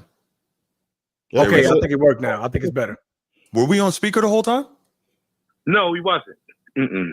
Yeah, I wonder. That's weird though. But go ahead. My bad. I just wanted to cut that out because it was getting kickback. No, go ahead, bro. No, I was just saying, man. Like, it's not about Whitlock love. It's about everybody, no matter how egregious, will have something to say that's worth value. And yeah, he says a lot of wild stuff. I get it. He says a lot of wild stuff, but that doesn't mean that he doesn't have anything to say worth value. And in this particular situation, I found it worth value to demonstrate the level of achievement that Coach Prime has done, Dion, at Colorado over the last 2 years to force someone who has consistently, derided him and his program to be on the radio and to give him flowers like that. So I thought it was valuable for this particular topic to play that segment. That's what I'm saying. So it's not about Whitlock love. It's about being objective, and that's the thing I strive to be constantly. Oh, that's what it is. Because you seem like you be taking up for the guy when you talk about he was in the locker room standing up to guys and all this. Like, damn. Well, no, I was giving more information because what G said was it's easy to hide behind a mic and say whatever, but when dudes are in your face, you can't say nothing. And so what I was doing was saying, well, no, this guy is not a radio guy for his whole career or a podcast guy for his whole career. He was actually out there like doing it. And so I can tell you, I've been in an NFL locker room. Those are some big dudes, right?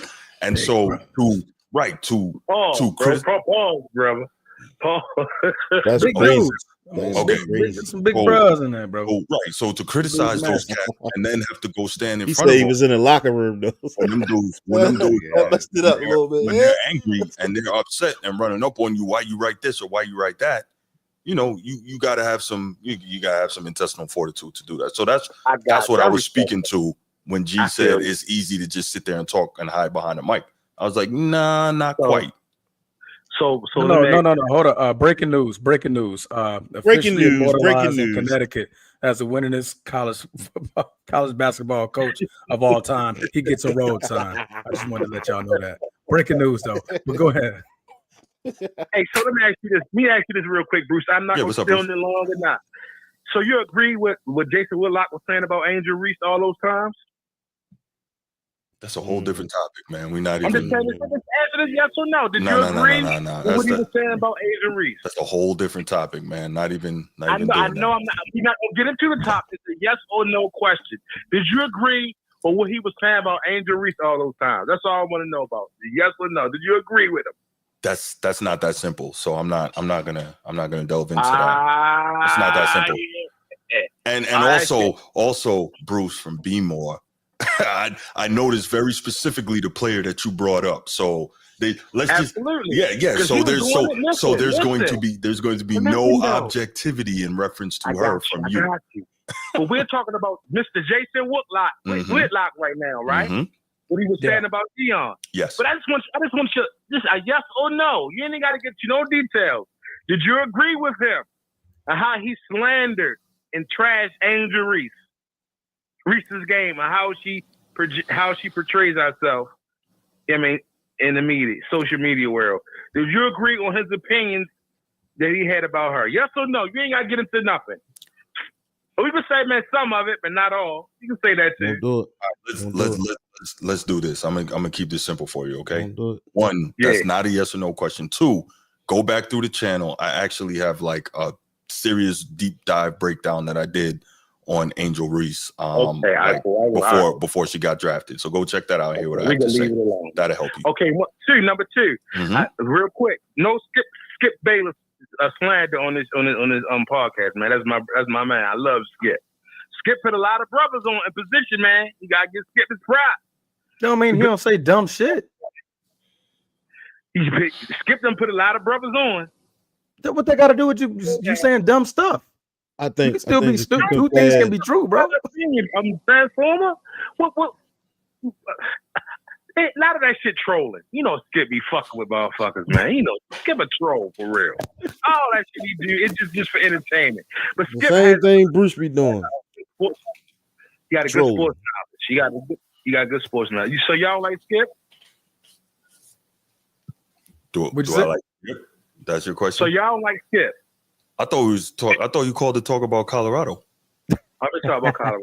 Yeah, I thought that's what you. Because when I was listening, y'all said something about Skip. I'm saying no slander of Skip Bayless. Okay. As far as Colorado, I think Deion is doing a great job. I think so too. I think he's doing a miraculous. He's doing a great job in Colorado.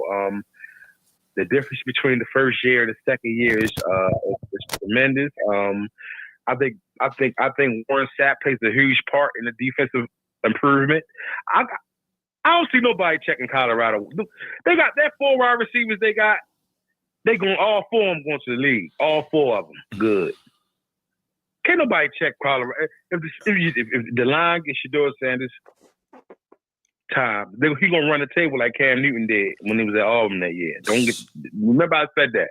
Okay, so remember I said if the line holds up and gets Shedeur Sanders time, they're gonna run the table. Can't nobody check them on offense. That's the problem. I don't know that they can. I don't know that line can hold up when they go against the better defensive teams. We'll see though.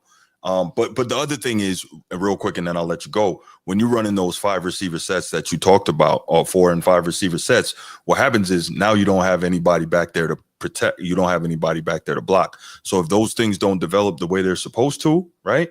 And he has to take a little longer, the offensive line may not hold up, right? And even if you go 4 out, right? Personally, me, and maybe because I'm a Notre Dame fan, I prefer more power sets like a tight end or maybe even 2 tight ends. You got to have somebody be able to chip and block when those when those better teams send the blitzes, because like Kirby Smart, he sends the blitz, right? Texas, they send the blitz. So you got really good teams like that. So we'll see what type of adjustments can be made when it comes out. They blitz. Listen, they come in there bullshit and try to blitz Colorado with them 4 wide receivers they got. I think the best wide receiver they got is the big tall. What's his name? Always getting the jump balls all the time. Is that Webster? Number 14. No, I think Webster's a little one. Webster beast too. Yeah. What's his name? Number 14. I know what you're talking about. I can't remember his name though. Miller. Back of the end zone. No, Shepard. Yeah. Shepard's the other one. Yeah, Shepard's the other one. Yo, they got 4 NFL wide receivers when they all play, yo. Jimmy Horn Jr., Travis Shepard, and Wick, man. But again, and I'm not saying they're not legit. We will have to wait and see until they line up against a defense that has an elite secondary. For instance, right? You probably don't want to hear this. Notre Dame has arguably the best secondary in the country.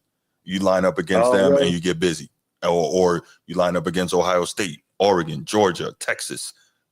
We got to see it against a real defense. And out to Penn State. And I'll tell you what, we may see that once these guys get in the playoff. But it's, one game at a time. We still got 3 games left, and hopefully it happens. Because I would love to see him in the playoff. I think it'd be fantastic. It's great for college football. You think Colorado will pull it off this year? Say again? You think they can pull it off? Pull what off? Win the conference? Yeah, no, win it. You think they can win it? The whole thing. The problem is you got to win 4 games now. You got to win 4 in a row. That makes it a lot harder. This ain't what it used to be. So I would bet against it, but it would be awesome to see if it happened. I would not be mad, but I would bet against it if I was a gambling man. There's no definitive powerhouse this year. College football is wide open. Georgia not what they once were. No. Miami, ragged. I mean, a lot more parity. Yeah. I think Oregon's the favorite. Not because they're number 1, but I think they're probably the best overall team. Oregon is legit. But still, come on, they beat Ohio. Did they beat Ohio State this year? Yeah. But still, it ain't. Okay, Oregon. After Oregon, who else? It's up for grabs. Who? Yeah, There's not no real true powerhouses this year. So I think I think Texas is legit too. Texas is they're a real good team. We'll see what it is though. We'll see. Still got a few games to play it out, so we'll see. But I'm gonna let you go, Bruce, man. I appreciate the call. Don't the phone, man. I hate when y'all do that on air, man. Hey, man, I got stopped at doing Transformer, man. Hey, we got the phone. We got to run, bro. We got to run. Wait, how did you get involved in this, G? Man, I appreciate you. I will catch up with your brother. All right, brother. Thank you for the support all the time. All right, Bruce. All right. Bruce crazy, man. Bruce crazy. All right, team. I guess that's it, huh? So we'll leave it right there. And I know everybody got early mornings. Everybody broke off. So we're going to leave it right here. Thank you so much for calling in. Thank you so much for sticking with us. Thank you for rocking with us in the chat. If you haven't already, you know what time it is. Please click that like and subscribe button and make sure you share the show out to other people that you know who might enjoy the sports talk. And we will leave it right there. We'll be back with you Saturday night for another episode of the Format Podcast live. Thanks again for joining us. Have a good night. Everybody be safe, and we'll see you next time. We out. Peace.